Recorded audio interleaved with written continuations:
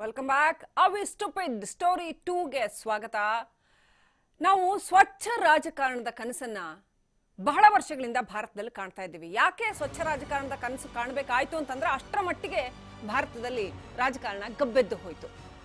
ಸ್ವಾತಂತ್ರ್ಯ ನಂತರದ ದಿನಗಳಲ್ಲಾದ್ರೂ ಬ್ರಿಟಿಷರ ಆಳ್ವಿಕೆಯಿಂದ ಮುಕ್ತರಾದ ಮೇಲೆ ನಾವು ನಮ್ಮದೇ ಆದ ಆದರ್ಶ ರಾಜ್ಯವನ್ನ, ರಾಮರಾಜ್ಯವನ್ನ ಕಟ್ಕೋತೀವಿ ಅಂತ ನಾವೆಲ್ಲರೂ ಕನಸು ಕಂಡ್ವಿ. ಸುಮಾರು 3/4 ಶತಮಾನ ಕಳೆದ್ರೂ ಕೂಡ ಅದು ಯಾವ ರಾಮರಾಜ್ಯನೂ ಕೂಡ ಕಾಣಲಿಲ್ಲ.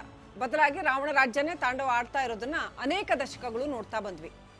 ಸೊ ಈಗ ಏನಾಗಿದೆ, 2014ರಲ್ಲಿ ನಮಗೆ ಮತ್ತೊಂದು ಭರವಸೆ ಬಂತು. ಆ ಭರವಸೆ ಏನಾಯ್ತು? ಇಷ್ಟೆಲ್ಲ ಆದ್ರೂ ಕೂಡ ಇದನ್ನೆಲ್ಲ ನೋಡ್ಕೊಂಡು ಸುಮ್ಮನೆ ಕೂತಿದ್ದೀವಲ್ಲ, ಆರ್ ವಿ ಸ್ಟುಪಿಡ್?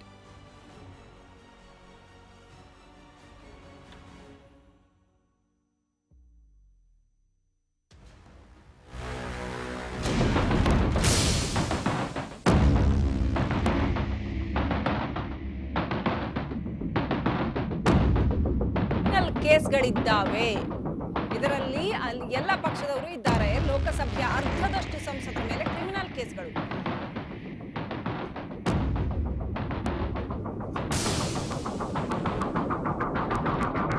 ಎರಡ್ 2019ರಲ್ಲಿ ಗೆದ್ದ ಕ್ರಿಮಿನಲ್ ಕೇಸ್ ಹಿನ್ನೆಲೆ ಇರ್ತಕ್ಕಂಥ ಸಂಸದರು ಶೇಕಡಾ 43 ಮಂದಿ. ಕಳೆದ 3 ಅವಧಿಗಿಂತಲೂ 2019ರಲ್ಲೇ ಅತಿ ಹೆಚ್ಚು ಆರೋಪಿಗಳು ಇದ್ದರು. ಅಂದ್ರೆ ಪಕ್ಷಗಳು ಅತಿ ಹೆಚ್ಚು ಜನ ಕ್ರಿಮಿನಲ್ ಕೇಸಸ್ ಇರೋರಿಗೆ ಟಿಕೆಟ್ ಕೊಟ್ಟಿದ್ದಾರೆ.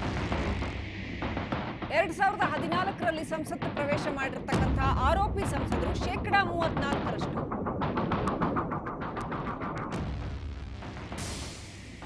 2009ರ ಎಲೆಕ್ಷನ್ ನಲ್ಲಿ ಗೆದ್ದಿರ್ತಕ್ಕಂಥ ಆರೋಪಿ ಸಂಸದರು ಶೇಕಡಾ 33.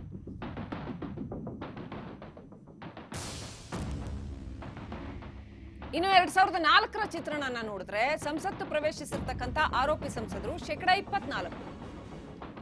ಸೊ ಒಟ್ಟು ಇದು ಪ್ರತಿ ವರ್ಷದಿಂದ ವರ್ಷಕ್ಕೆ ಹೆಚ್ಚುತ್ತಾನೆ ಇರೋದನ್ನ ಕಾಣ್ತಾ ಇದ್ದೀವಿ, ಆರೋಪಿ ಸಂಸದರ ಸಂಖ್ಯೆ. ಹೀಗಾದರೆ ರಾಜಕಾರಣ ಎಲ್ಲಿಗೆ ಹೋಗಿ ಮುಟ್ಟತ್ತೆ? ನಾವು ನಿನ್ನೆವರೆಗೆ ಎಥಿಕಲ್ ಆಗಿ, ಮಾರಲ್ ಆಗಿ ರಾಜಕಾರಣ ಏನಾಗಿದೆ ಅಂತ ಮಾತಾಡಿದ್ವಿ. ಕರ್ನಾಟಕದ ಕಾಂಟೆಕ್ಸ್ಟ್ ನಲ್ಲಂತೂ ಅನಿವಾರ್ಯವಾಗಿ ಅದನ್ನ ಮಾತಾಡಲೇಬೇಕಾಯ್ತು. ಅದೇ ರೀತಿ ಈ ಕ್ರಿಮಿನಲ್ ಕೇಸಸ್ ಫೇಸ್ ಮಾಡ್ತಾ ಇರೋರು ಏನ್ ಮಾಡ್ತಾರೆ? ಇವರು ಒಂದ್ಸರಿ ಪವರ್ ಸಿಕ್ಕಿದ್ರೆ ಇವ್ರು ಏನ್ ಮಾಡ್ತಾರೆ? ಏನ್ ಮಾಡ್ಬೇಕಾಗತ್ತೆ? ಅನಿವಾರ್ಯವಾಗಿ ಅವ್ರನ್ನವ್ರು ಸೇಫ್ ಮಾಡ್ಕೊಳ್ಳೋದಕ್ಕೆ ಏನ್ ಬೇಕೆಲ್ಲ ಮಾಡ್ಬೇಕಾಗತ್ತೆ. ಸೊ ಮಾಡ್ತಾರೆ, ಅಥವಾ ಮತ್ತೆ ಮತ್ತೆ ಮತ್ತೆ ಮತ್ತೆ ಇದೇ ರೀತಿ ಕ್ರಿಮಿನಲ್ ಪ್ರಕರಣಗಳಿಗೆ ಈಡಾಗ್ತಾರೆ. ಅಲ್ಲಿಗೆ ರಾಜಕಾರಣ ಎಲ್ಲಿಗೆ ಬಂದ್ ನಿಲ್ಲತ್ತೆ? ಕಳೆದ 4-5 ದಿನಗಳಿಂದನೂ ನೀವು ನೋಡ್ತಾನೆ ಇದ್ದೀರಿ, ನಾವು ನಿಮಗೆ ತೋರಿಸ್ತಾನೆ ಇದ್ದೀವಿ ಯಾವೆಲ್ಲ ರೀತಿಯಲ್ಲಿ ರಾಜಕಾರಣ ಕುಲುಗೆಟ್ಟಿದೆ ಅಂತ. ಸುಮ್ಮನೆ ಒಂದು ಸುದ್ದಿ ತೋರಿಸಿ ಅದ್ರ ಬಗ್ಗೆ 4 ಲೈನ್ ಹೇಳಿ ಬಿಟ್ಬಿಡೋದು ಬಹಳ ಸುಲಭ. ಆದ್ರೆ ನಿಜವಾದ ಬೆಕ್ಕಿನ ಕೊರಳಿಗೆ ಗಂಟೆ ಕಟ್ಟುವ ಕೆಲಸ ಯಾರೂ ಮಾಡೋದಿಲ್ಲ. ಮತ್ತು ರಾಜಕಾರಣ ಹೀಗೆ ಹೊಲಸೆದ್ದಿದೆ ಅಂತ ನೇರವಾಗಿ ಹೇಳೋದಕ್ಕೆ ಸಾಧ್ಯವೇ ಆಗ್ತಾ ಇಲ್ವಾ? ಹಾಗಾದ್ರೆ ಅಂತ ಪರಿಸ್ಥಿತಿ ಬಂದ್ಬಿಟ್ಟಿದ್ಯಾ? ಈ ಹಿಂದೆ ಪ್ರಧಾನಿಗಳು ದೇಶದ ಜನತೆಗೆ ಭರವಸೆ ಕೊಟ್ರು. ಆಗ ಒಂದು ವಿಶ್ವಾಸ ಬಂತು, ಒಂದು ನಂಬಿಕೆ ಬಂತು ಜನಗಳಲ್ಲಿ. ಇನ್ನಾದ್ರೂ ಒಂದಷ್ಟು ಸ್ವಚ್ಛ ರಾಜಕಾರಣವನ್ನ ಕಾಣ್ತೀವಿ ನಾವು, ಇವರನ್ನೆಲ್ಲ ಕ್ಲೀನ್ ಮಾಡ್ತಾರೆ ಇವರು ಖಂಡಿತವಾಗ್ಲೂ ಅಂತ. ಆದ್ರೂ ಕೂಡ ಒಂದಾದ ಮೇಲೆ ಒಂದ್ ಹಾಗೆ ರಾಜಕಾರಣಿಗಳ ಮೇಲೆ ಕಳಂಕಗಳು ಬರ್ತಾನೆ ಇದ್ದಾವೆ, ಎಲ್ಲ ಪಕ್ಷಗಳ ರಾಜಕಾರಣಿಗಳ ಮೇಲೂ. ಹಾಗಾದ್ರೆ ಶುಭ್ರ ರಾಜಕಾರಣ, ನೈತಿಕ ರಾಜಕಾರಣ, ಮಾದರಿ ರಾಜಕಾರಣ ಯಾವಾಗ? ಇನ್ನು ಎಷ್ಟು ವರ್ಷ ಕಾಯ್ಬೇಕು ನಾವು ಹೀಗೇನೆ? ಇದನ್ನೆಲ್ಲ ನೋಡ್ಕೊಂಡು ಕೂತಿರೋದಕ್ಕೆ ಆರ್ ವಿ ಸ್ಟುಪಿಡ್? ಮೂರ್ಖರ ನಾವು? ಇನ್ನು ಎಷ್ಟು ವರ್ಷ ಜನಗಳನ್ನ ಹೀಗೆ ಮೂರ್ಖರನ್ನಾಗಿಸಲಾಗತ್ತೆ? ಕಳೆದ 3/4 ಶತಮಾನ ನೋಡಿದೀವಲ್ಲ, ಇನ್ನೂ ಎಷ್ಟು ದಿನ ನೋಡ್ಬೇಕು ನಾವು? ಸೊ ಏನೇನು ಹೇಳಿದ್ರು ಪ್ರಧಾನಿಗಳು ನೋಡಿ. कहता है भ्रष्टाचार करने की जरूरत होती है। भाइयों बहनों, मेरा मंत्र है, न खाता हूं न खाने दूंगा। और इसलिए भाइयों बहनों, मुझे यहां विकास करना है, मुझे यहां शिक्षा की चिंता करनी है, मुझे यहां किसानों को पानी पहुंचाना है, मुझे यहां किसानों को उनकी फसल पर पूरी कीमत मिले इसका प्रबंध करना है, मुझे नौजवानों को रोजगार देना है, मुझे माताओं बहनों को सम्मान देना है। और मेरे प्रतिनिधि के नाते मेरी छोटी बहन को आपके पास छोड़ता हूं। उनको जेल में डालो, पार्लियामेंट को साफ करो, पहले अपराधियों से मुक्त करो पार्लियामेंट को। ये हो सकता है भाइयों? बताइए, हो सकता है कि नहीं हो सकता? आप मुझे आशीर्वाद दीजिए। और एक बार वो गुनहगार सिद्ध हो गया तो जेल जाएगा, उसकी सीट खाली हो जाएगी, नया चुनाव आएगा और कोई गुनहगार अब चुनाव में मैदान में उतरने की हिम्मत नहीं करेगा। और मैं राजनीति में से अपराध के खिलाफ लड़ाई लड़ना चाहता हूं। मैं राजनीति से अपराधिकरण का खात्मा करने के लिए आपका आशीर्वाद चाहता हूं। और मैं आपको बताता हूं मैंने क्या सोचा है, मैं बताता हूं आपको। नई सरकार बनने के बाद ये जितने पार्लियामेंट के मेंबर चुनकर के आएंगे, उन्होंने अपना नामांकन भरते समय एफिडेविट में लिखा है किस पर कितने केस दर्ज हुए हैं, किस पर क्या गुना है, सब लिखा हुआ है। ये सारी चीजें मैं सुप्रीम कोर्ट को दे दूंगा। उस जातियों के जो दबंग लोग थे उनका महत्व बढ़ गया। धीरे धीरे एंटी सोशल लोगों की मदद पॉलिटिशियन लेने लगे। बाद में एंटी सोशल को लगने लगा कि मैं क्यों मदद करूं, मैं खुद ही नेता क्यों ना बनूं। तो फिर सिर्फ वहां हुआ। तो जो कभी आजादी के आंदोलन में से नेता पैदा होते थे, जो कभी समाज सेवा से नेता पैदा होते थे, जो कभी समाज के भिन्न भिन्न वर्गों के प्रति समर्पित भाव से नेता पैदा होते थे, धीरे धीरे धीरे बंदूक की नोक में से नेता निकलने लगे। तो ये डिटोरेशन आया है, इसने देश का बहुत नुकसान किया है। आज राजनीतिक दल चाहते हुए भी 100% शुद्धिकरण नहीं कर पा रहे हैं।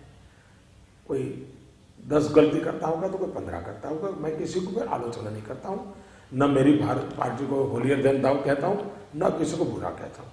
लेकिन देश के लिए चिंता का विषय है। तो मैं not as a BJP man, एक नागरिक के नाते इसे गंभीर बात मानता हूं।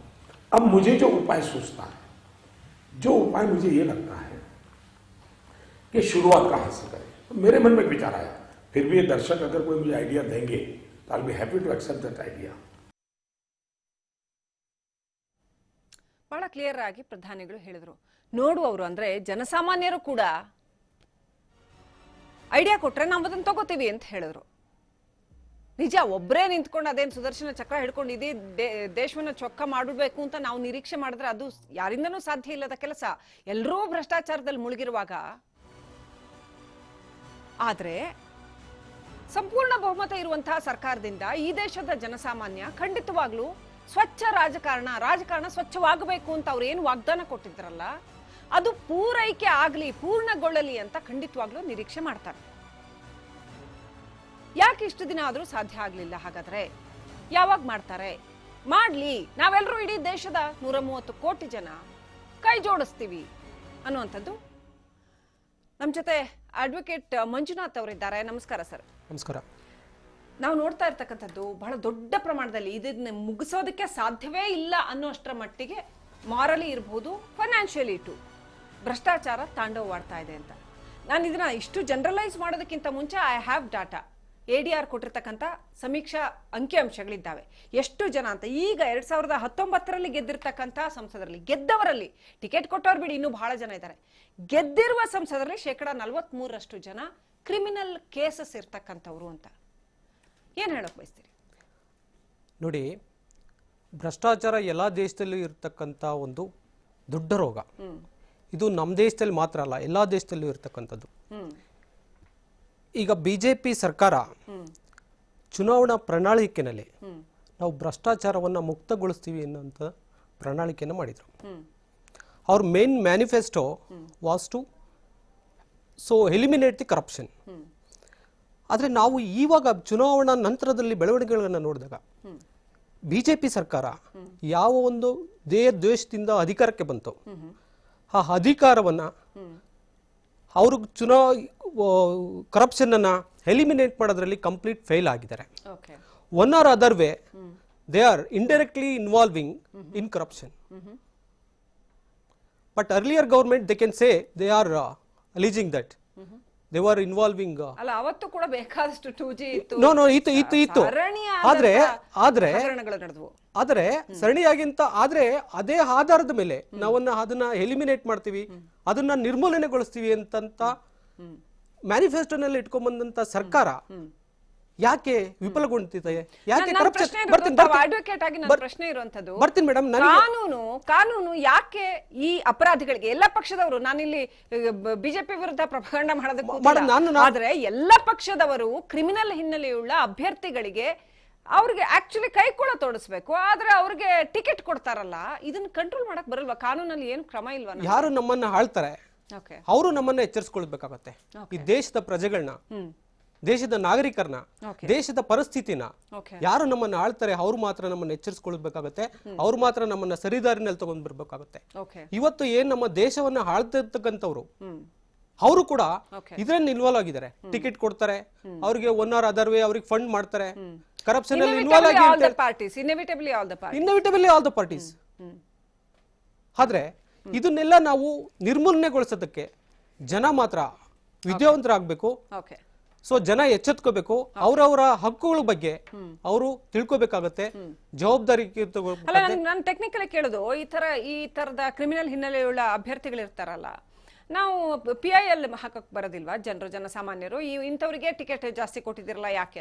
ಖಂಡಿತ PIL ಹಾಕೋದಕ್ಕೆ, ಸಾರ್ವಜನಿಕ ಹಿತಾಸಕ್ತಿ ಮೊಕದ್ದಮೆಯನ್ನು ಹಾಕೋದಕ್ಕೆ ಇಂಥ ಪ್ರಕರಣಗಳಲ್ಲಿ ಅವಕಾಶ ಇರೋದಿಲ್ಲ. ಯಾಕೆ ಅಂತಂದ್ರೆ ಕಾನೂನಲ್ಲಿ ನಮ್ಗಿದೆ ಬೇಕಾದಷ್ಟು, ನಮಗೆ ಕಾನೂನನ್ನ ಎಲಿಮಿನೇಟ್ ಮಾಡಕ್ಕೋಸ್ಕರ, ಕರಪ್ಷನ್ ಅನ್ನ ಪ್ರೊಹಿಬಿಟ್ ಮಾಡಕ್ಕೋಸ್ಕರ ಭಾರತೀಯ ದಂಡ ಸಂಹಿತೆ ಇರ್ಬೋದು, ಸರ್ಕಾರ ಮಾಡ್ಬೇಕು, ಸರ್ಕಾರ ಮಾಡಕ್ ಬರೋದಿಲ್ಲ. ಈಗ ಅಂತವ್ರಿಗೆ ಟಿಕೆಟ್ ಕೊಟ್ರೆ, ಅಂತವ್ರ ಆಯ್ಕೆ ಆಗಿ ಬಂದ್ರೆ ಅವ್ರ ಮೇಲೆ 100 ಕೇಸ್ ಇದ್ರು ಜನರು ಏನು ಮಾಡಕ್ ಬರೋದಿಲ್ಲ. ಅದಕ್ಕೆ ಖಂಡಿತ ಜನಗಳು ನಾವು ಆಯ್ಕೆ, ನಮಗೆ ಒಳ್ಳೆ ದೊಡ್ಡ ಅಸ್ತ್ರ ಇರೋದೊಂದು ಚುನಾವಣೆ ಮಾತ್ರ. ಸಾರ್ವಜನಿಕರಿಗೆ ದೊಡ್ಡ ಅಸ್ತ್ರ, ಪ್ರಜಾಪ್ರಭುತ್ವ ವ್ಯವಸ್ಥೆಯಲ್ಲಿ ದೊಡ್ಡ ಅಸ್ತ್ರ ಅನ್ನೋದನ್ನು ಹಕ್ಕು ಮಾತ್ರ, ಚುನಾವಣೆ ಹಕ್ಕು ಮಾತ್ರ, ಚುನಾವಣೆ ಸಂದರ್ಭದಲ್ಲಿ ಮಾತ್ರ. ಇವತ್ತು ನಾನು ನ್ಯಾಯಾಂಗವನ್ನು ಸೇರಿಸಿ ಹೇಳ್ತಾ ಇದ್ದೀನಿ, ಶಾಸಕಾಂಗವನ್ನು ಸೇರಿಸಿ ಹೇಳ್ತಾ ಇದ್ದೀನಿ, ಕಾರ್ಯಾಂಗವನ್ನು ಸೇರಿಸಿ ಹೇಳ್ತಾ ಇದ್ದೀನಿ, ಎಲ್ಲರೂ ಕೂಡ 1 or other way they are involving the corruption. Okay, ನಮ್ ಜೊತೆ ಖ್ಯಾತ ವಕೀಲರಾಗಿರ್ತಕ್ಕಂಥ ಸಂಕೇತ ಏಣಗಿ ಅವರು ಸಂಪರ್ಕದಲ್ಲಿದ್ದಾರೆ. ಸರ್ ನಮಸ್ಕಾರ. ನಮಸ್ಕಾರ. ಓಕೆ, ನಾ ಸಂಕೇತ ಏಣಗಿ ಅವರಿಗೆ ಹೋಗೋದಕ್ಕಿಂತ ಮುಂಚೆ ಇವತ್ತಿನ ಅಂಕಿ ಅಂಶಗಳು ಏನೇನು ಅವೈಲೇಬಲ್ ಇದೆ, ADR ಮಾಡಿರ್ತಕ್ಕಂಥ ಅಂಕಿ ಅಂಶಗಳು, ಈ ಅವಧಿಯ ಅಂಕಿ ಅಂಶಗಳನ್ನ ತೋರಿಸ್ತಾ ಇದ್ದೀವಿ, ಶೇಕಡಾವಾರು ಅಂಕಿ ಅಂಶಗಳನ್ನ ತೋರಿಸ್ತಾ ಇದ್ದೀವಿ. 2004ರಲ್ಲಿ 24% ಆರೋಪಿಗಳು ಸಂಸತ್ತನ್ನ ಪ್ರವೇಶ ಮಾಡಿರ್ತಕ್ಕಂಥದ್ದು, 2009ರಲ್ಲಿ 33% ಆರೋಪಿಗಳು, ಹಾಗೆಯೇ 2014ರಲ್ಲಿ 34% ಆರೋಪಿಗಳು, 2019ಕ್ಕೆ ಬಂದರೆ ನಾವು 43% ಆರೋಪಿಗಳು. ಅಂದ್ರೆ ಪ್ರತಿ ವರ್ಷ ಆರೋಪಿಗಳು ಸಂಸತ್ತನ್ನ, ಕ್ರಿಮಿನಲ್ ಹಿನ್ನೆಲೆಯುಳ್ಳಂತಹ ಎಲ್ಲ ಪಕ್ಷಗಳಲ್ಲೂ ಇವರಿಗೆ ಟಿಕೆಟ್ ಕೊಟ್ಟಿದ್ದಾರೆ. ರಿಮೆಂಬರ್, 43% ಆರೋಪಿಗಳು ಪ್ರತಿ ವರ್ಷ ಈ ತರ ಜಾಸ್ತಿನೇ ಆಗ್ತಾ ಇರೋದನ್ನ ಗಮನಿಸ್ತಾ ಇದ್ದೀವಿ.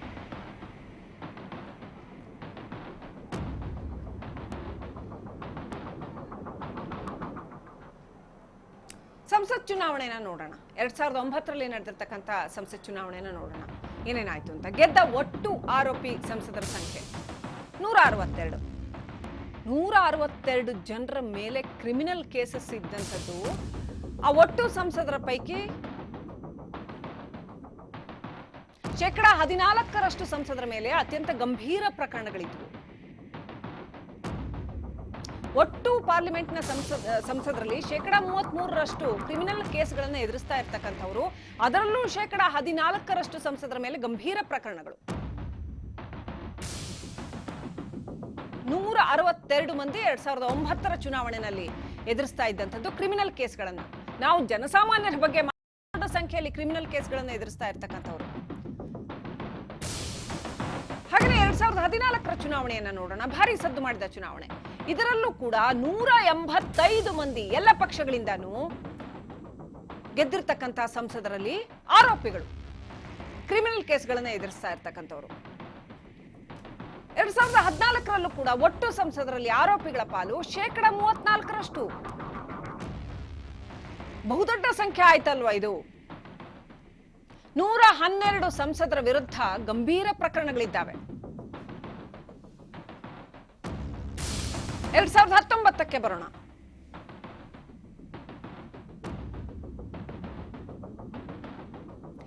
2019ರ ಚುನಾವಣೆ ಕೂಡ ಮತ್ತೊಂದು ಅದೇ ರೀತಿಯ ಚುನಾವಣೆ. ಸೊ 2019ರಲ್ಲಿ ಏನಾಯ್ತು ಅಂತ ನೋಡೋದಾದ್ರೆ, ಈಗ ನೋಡಿ ಎಷ್ಟು ಜಾಸ್ತಿ ಆಗಿದೆ ಅಂತ. ಯಾಕಿದು ಮೇನ್ ಕನ್ಸರ್ನ್ ಅಂತ ನಾನು ಹೇಳ್ತಾ ಇದ್ದೀನಿ ಅಂದ್ರೆ, ಗೆದ್ದ ಒಟ್ಟು ಆರೋಪಿ ಸಂಸದರ ಸಂಖ್ಯೆ 2019ಕ್ಕೆ ಬರೋಷ್ಟೊತ್ತಿಗೆ 233 ಮಂದಿ.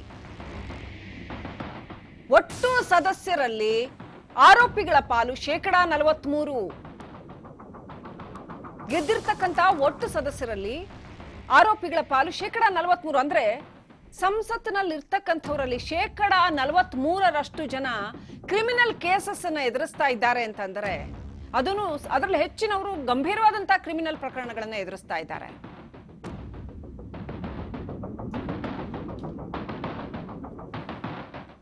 ಸೊ ನಾವು ನೋಡೋದಾದ್ರೆ 2004ರಿಂದ ಮೊನ್ನೆ 2019ರವರೆಗೆ ಒಟ್ಟು 80% ಜಾಸ್ತಿ ಆಗಿರ್ತಕ್ಕಂಥದ್ದು. ಇನ್ಕ್ರೀಸಿಂಗ್ ಎಷ್ಟು ಅಂತ ನಾವು ನೋಡಿದ್ರೆ, ಆರೋಪಿಗಳಲ್ಲಿ ಕ್ರಿಮಿನಲ್ ಪ್ರಕರಣಗಳನ್ನು ಎದುರಿಸ್ತಾ ಇರ್ತಕ್ಕಂಥವರ ಸಂಖ್ಯೆ.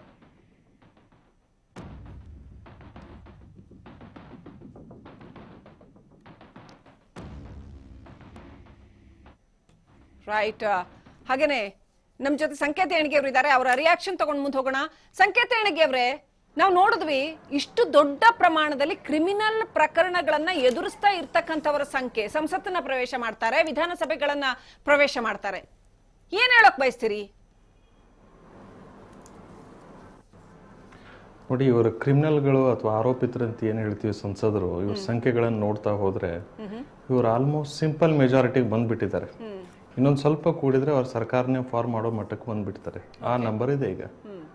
ಏನಂದ್ರೆ ಇದು ಬರೀ ಎಲೆಕ್ಷನ್ ಕಮಿಷನ್ ಆಫ್ ಇಂಡಿಯಾದವರಾಗ್ಲಿ ಸುಪ್ರೀಂ ಕೋರ್ಟ್ನವ್ರು ಏನೋ ಒಂದು ಕ್ರಮ ಕೈಗೊಂಡ್ರೆ ಆಗ್ಲಾರ್ದು. ಇದು ಹಂತದಲ್ಲಿ ಆಗ್ಬೇಕು. ಈ ಪಾರ್ಟಿಗಳಲ್ಲಿ ಯಾವುದೇ ಜವಾಬ್ದಾರಿಯುತ ಒಂದು ಅಧಿಕಾರ ಅಥವಾ ಅವನಿಗೆ ಹುದ್ದೆ ಕೊಡ್ಬೇಕಂತಂದ್ರೆ, ಯಾವುದೇ ಮನುಷ್ಯನಿಗೆ ಅಥವಾ ಯಾವುದೇ ವ್ಯಕ್ತಿಗೆ ಅಥವಾ ಬಿ ಫಾರ್ಮ್ ಕೊಡ್ಬೇಕಂದ್ರೆ ಎಥಿಕ್ಸ್ ಕಮಿಟಿ ಮುಂದೆ ಅವನ್ನೆಲ್ಲ ಇಟ್ಟಿರ್ಬೇಕು. ಅವ್ರದ್ದು ಕ್ರಿಮಿನಾಲಿಟಿ ಬ್ಯಾಕ್ ಗ್ರೌಂಡ್ ಆಗಲಿ ಅಥವಾ ಅವ್ರ ಬಗ್ಗೆ ಅಲಿಗೇಷನ್ಸ್ ಇರೋದಾಗ್ಲಿ ಅದನ್ನು ಮುಕ್ತವಾಗಿ ಚರ್ಚೆ ಎಲ್ಲ ಮಾಡಿ ಅದರಲ್ಲಿ ಎಥಿಕ್ಸ್ ಕಮಿಟಿ ಫೈನಲ್ ಡಿಸಿಷನ್ನೇ ಅದರಲ್ಲಿ ಕೊನೆಗೆ ತೀರ್ಮಾನ ಆಗಬೇಕು. ಏನಂದ್ರೆ ಈಗ ಎಥಿಕ್ಸ್ ಕಮಿಟಿಗೆ ವ್ಯಾಲ್ಯೂ ಇಲ್ದಂಗೆ ಆಗ್ಬಿಟ್ಟಿದೆ ಈಗ ಎಲ್ಲಾ ಪಕ್ಷಗಳಲ್ಲಿ. ಒಂದಂತಲ್ಲ ನಾನು ಹೇಳ್ತಾ ಇರೋದು, ಎಲ್ಲಾ ಪಕ್ಷಗಳಲ್ಲಿ ಎಥಿಕ್ಸ್ ಕಮಿಟಿ ಒಪಿನಿಯನ್ ಬೆಲೆನೂ ಇಲ್ದಂಗೆ ಆಗಿದೆ. ಎಥಿಕ್ಸ್ ಕಮಿಟಿನೇ ಮೋಸ್ಟ್ ವ್ಯಾಲ್ಯೂಬಲ್ ಕಮಿಟಿ ಆಗಿರ್ಬೇಕಾಗಿತ್ತು, ಆದ್ರೆ ಯಾಕೆ ಹೀಗಾಗಿದೆ ವ್ಯಾಲ್ಯೂ ಇಲ್ದಿರೋಂಗೆ ಅಂತ?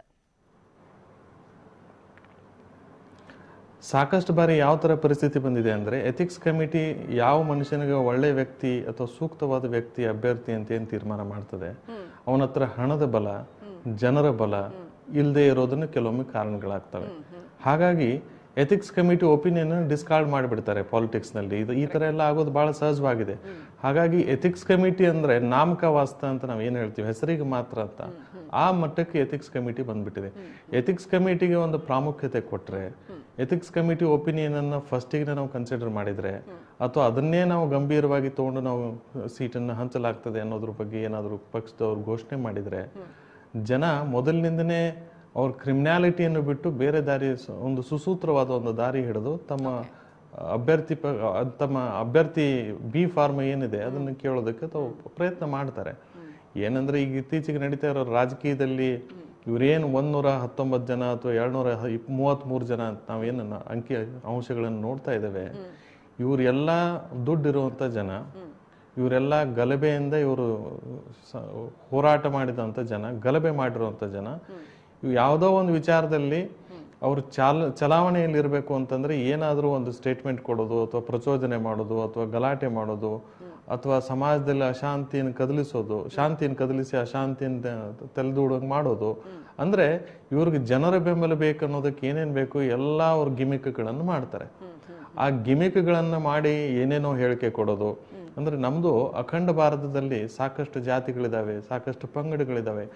ಈ ಎಲ್ಲರೂ ಒಂದೇ ಅಂತ ಒಂದ್ಸಲ ಸಂಸದ ಅಂತ ಆದ ನಂತರ ಎಲ್ಲರೂ ಒಂದೇ, ಎಲ್ಲ ಜಾತಿನೂ ಒಂದೇ, ಎಲ್ಲ ವ್ಯಕ್ತಿಗಳು ಒಂದೇ, ದೊಡ್ಡವರು ವಯಸ್ಸಿನವರು ಅಷ್ಟೇ, ಚಿಕ್ಕವರು ಅಷ್ಟೇ, ಎಲ್ಲರೂ ಒಂದೇನೆ ಅಂತ ನಾವು ನಡ್ಕೊಂಡು ಮುಂದುವರಿಬೇಕಾಗ್ತದೆ. ಆದ್ರೆ ಇವರು ಮಾತು ಕೃತಿ ಇವೆಲ್ಲ ನೋಡ್ತಾ ಹೋದ್ರೆ ಓಕೆ ಯಾವುದೋ ಒಂದು ಜಾತಿಗೆ ಸೀಮಿತವಾದವರಂಗೆ ಮಾತುಕತೆ ಅಥವಾ ಯಾವುದೋ ಒಂದು ವರ್ಗಕ್ಕೆ ಸೀಮಿತವಾದವರಂಗೆ ಮಾತುಕತೆ, ಬಿಕ್ಕಿದವ್ರನ್ನೆಲ್ಲರನ್ನು ಬೈಯೋದು, ಕ್ರಿಮಿನಾಲಿಟಿ ಅಂದ್ರೆ ಎಲ್ಲರನ್ನು ದೂಷಣೆ ಮಾಡೋದು, ಎಲ್ಲರನ್ನು ಅಪಪ್ರಚಾರ ಮಾಡೋದು. ಅಂದ್ರೆ ಈ ಎಲೆಕ್ಷನ್ ಮಾಲ್ ಪ್ರಾಕ್ಟೀಸ್ ನಲ್ಲಿ ಬಹಳ ಇವರೆಲ್ಲ ನಿಸ್ಸೀಮರಾಗ್ಬಿಡ್ತಾ ಇದ್ದಾರೆ ಇತ್ತೀಚೆಗೆ. ಬರೀ criminality has become unfortunately one of the qualification to claim B form ಅಂತ ಹೇಳ್ತೀವಿ ನಾವು. ಅಂದ್ರೆ ಬಿ ಫಾರ್ಮ್ ಬೇಕು ಅಂದ್ರೆ ನಿನ್ ಮೇಲೆ ಎಷ್ಟು ಕೇಸ್ ಇದಾವೆ. ಅನ್ಫಾರ್ಚುನೇಟ್ಲಿ ಬಿ ಫಾರ್ಮ್ ಬೇಕು ಅಂತಂದ್ರೆ ಅವ್ರು ಕೇಳ್ತಾ ಇರೋದು ಏನಂದ್ರೆ ಪಕ್ಷದಲ್ಲಿ ಅದೇ ಪಕ್ಷ ಇರ್ಲಿ, ಇದು ದುರ್ದೈವದ ಸಂಗತಿ, ಕೇಳೋದೇನಂದ್ರೆ ಇವನ ಹತ್ರ ಎಲೆಕ್ಷನ್ಗೆ ಖರ್ಚು ಮಾಡೋದಕ್ಕೆ ದುಡ್ಡು ಇದೆಯಾ, ಅದು ಯಾವ ರೀತಿ ಬಂದಿದೆ, ಒಳ್ಳೆ ರೀತಿಯಿಂದ ಬಂದಿದ್ಯಾ ಅಥವಾ ಕೆಟ್ಟ ರೀತಿಯಿಂದ ಬಂದಿದ್ಯಾ, ಅಥವಾ ಇವನು ಕಳ್ತನ ಮಾಡಿದಾನ, ಲೂಟಿ ಮಾಡಿದಾನ, ಪ್ರಾಮಾಣಿಕವಾಗಿ ಗಳಿಸಿದಾನ. ಪ್ರಾಮಾಣಿಕವಾಗಿ ಅಷ್ಟೊಂದು ಕೋಟಿಗಟ್ಟಲೆ ಗಳಿಸೋದಕ್ಕೆ ಸಾಧ್ಯನೇ ಇಲ್ಲ ಬಿಡಿ. ಇವತ್ತು 300 ಕೋಟಿವರೆಗೆ ತಲುಪಿದೆ ಒಂದು ಎಲೆಕ್ಷನ್, ಬರೀ ಒಂದು MLA ಎಲೆಕ್ಷನ್ ಅಲ್ಲಿ ತಲುಪುತ್ತೆ ಅಂತಂದ್ರೆ, ಯಾವ ಎಲೆಕ್ಷನ್ ಆದ್ರೂ ಆಗ್ಲಿ ಅಷ್ಟಷ್ಟು ಹೋಗುತ್ತೆ ಅಂತಂದ್ರೆ ಸಾಧ್ಯನಾ? ಮನುಷ್ಯರಾದಿಗಳು ಯಾರಾದ್ರೂ ಅದನ್ನ ಯಾವುದೇ ಮಾರ್ಗದಲ್ಲಿ, ನ್ಯಾಯವಾದ ಮಾರ್ಗದಲ್ಲಿ ಗಳಿಸೋದಕ್ಕೆ ಸಾಧ್ಯನಾ ಸರ್? ಇಲ್ಲಿ ವಾಮ ಮಾರ್ಗದಲ್ಲಿ ಎಷ್ಟು ನಿಸ್ಸೀಮರಾಗಿದ್ದಾರೆ ಅನ್ನೋದ್ರ ಮೇಲೆ ಅವ್ರಿಗೆ ಟಿಕೆಟ್ ಅನ್ನು ಸಿಗಲಾಗ್ತದೆ. ಮತ್ತೆ ಇನ್ನೂ ಹೆಚ್ಚಿಗೆ ನಿಸ್ಸೀಮ್ ಆಗಿದ್ರೆ ಅವ್ರಿಗೆ ಮುಂದೆ ಕ್ಯಾಬಿನೆಟ್ ದರ್ಜೆ ಮತ್ತೊಂದು ಇವೆಲ್ಲ ಪರಿಶೀಲನೆ ಬಂರುವಂತ ಲೆಕ್ಕಾಚಾರಕ್ಕೆ ಬಂದ್ಬಿಟ್ಟಿದೆ. ಬಹಳ ಟ್ರಾನ್ಸ್ಪರೆಂಟ್ ಆಗಿ ಇರೋದನ್ನ ಇದ್ದ ಹಾಗೆ ಹೇಳ್ತಾ ಇದ್ದೀರಿ ಸಂಕೇತ ಏಣಿಗೆಯವರೇ. ದಯವಿಟ್ಟು ಸಂಪರ್ಕದಲ್ಲಿರಿ, ಇನ್ನಷ್ಟು ಮಾತಾಡೋಣ. ಅದಕ್ಕಿಂತ ಮುಂಚೆ ನಾನು ಇನ್ನಷ್ಟು ಅಂಕಿಅಂಶಗಳನ್ನ ನಿಮ್ಗೆ ತೋರಿಸೋದಕ್ಕೆ ಬಯಸ್ತೀನಿ. ಯಾವ ಪಕ್ಷದಲ್ಲಿ ಎಷ್ಟು ಆರೋಪಿ ಸಂಸದರು ಇದ್ದಾರೆ ಅಂತ ನೋಡ್ಕೊಂಡ್ ಬಂದ್ಬಿಡೋಣ ಒಂದೊಂದ್ಸರಿ. ಎಲ್ಲಾ ಪಕ್ಷಗಳಲ್ಲೂ ಇದ್ದಾರೆ, ಯಾರು ಏನ್ ಕಮ್ಮಿ ಇಲ್ಲ. ನೋಡಿ, ಬಿಜೆಪಿಯಲ್ಲಿ 116 ಮಂದಿ ಸಂಸದರ ವಿರುದ್ಧ ಮೊಕದ್ದಮೆಗಳಿದ್ದಾವೆ, 39% ಮಂದಿ. ಹಾಗೆಯೇ ಕಾಂಗ್ರೆಸ್ ಏನು ಕಮ್ಮಿ ಇಲ್ಲ, 29% ಸಂಸದರ ಮೇಲೆ ಆರೋಪಗಳಿದ್ದಾವೆ. ಅವರು ಕೂಡ ಸಾಕಷ್ಟು ಮಂದಿ, ಅವರಲ್ಲಿ ಇರೋರಲ್ಲೇ 57% ಮಂದಿ ಆಗ್ತಾರೆ ಅವರು. ಅರ್ಧದಷ್ಟು ಮಂದಿ, ಅರ್ಧಕ್ಕೂ ಹೆಚ್ಚು ಮಂದಿ ಅಲ್ಲೂ ಕೂಡ ಇದೇ ರೀತಿ ಆರೋಪಗಳನ್ನು ಎದುರಿಸ್ತಾ ಇರುವಂತರು. JDU ಬಂದ್ರೆ ಅಲ್ಲೂ 13 ಸಂಸದರು, ಅವರಲ್ಲಿ ಇರೋರಲ್ಲಿ 81% ಆಗ್ತಾರೆ ಅವರು. 13 ಸಂಸದರ ಮೇಲೂ ಕೂಡ, ಈ 13 ಸಂಸದರ ಮೇಲೆ ಗಂಭೀರವಾದಂತಹ ಆರೋಪಗಳಿದ್ದಾವೆ. DMK ಬಂದ್ರೆ ಅಲ್ಲೂ ಕೂಡ 10 ಸಂಸದರು, ಅವರ ವಿರುದ್ಧ ಕೂಡ ಆರೋಪಗಳಿದ್ದಾವೆ. ಕೇಸಸ್ ಇದಾವೆ, ಕ್ರಿಮಿನಲ್ ಕೇಸಸ್ ಇದಾವೆ, 43% ಆಗ್ತಾರೆ. TMC 9 ಸಂಸದರಿದ್ದಾರೆ, 9 ಸಂಸದರ ಮೇಲೆ ಆರೋಪಗಳಿದ್ದಾವೆ, 41% ಆಗ್ತಾರೆ. ಎಲ್ಲ ಪಕ್ಷಗಳವರು ಮುಲಾಜಿಲ್ಲದ ಟಿಕೆಟ್ ಕೊಟ್ಟಿದ್ದಾರೆ. ಸೊ ಎಲ್ಲ ಹೋಯ್ತು ಹಾಗಾದ್ರೆ ಎಥಿಕ್ಸ್ ಕಮಿಟಿ ಮತ್ತೊಂದು?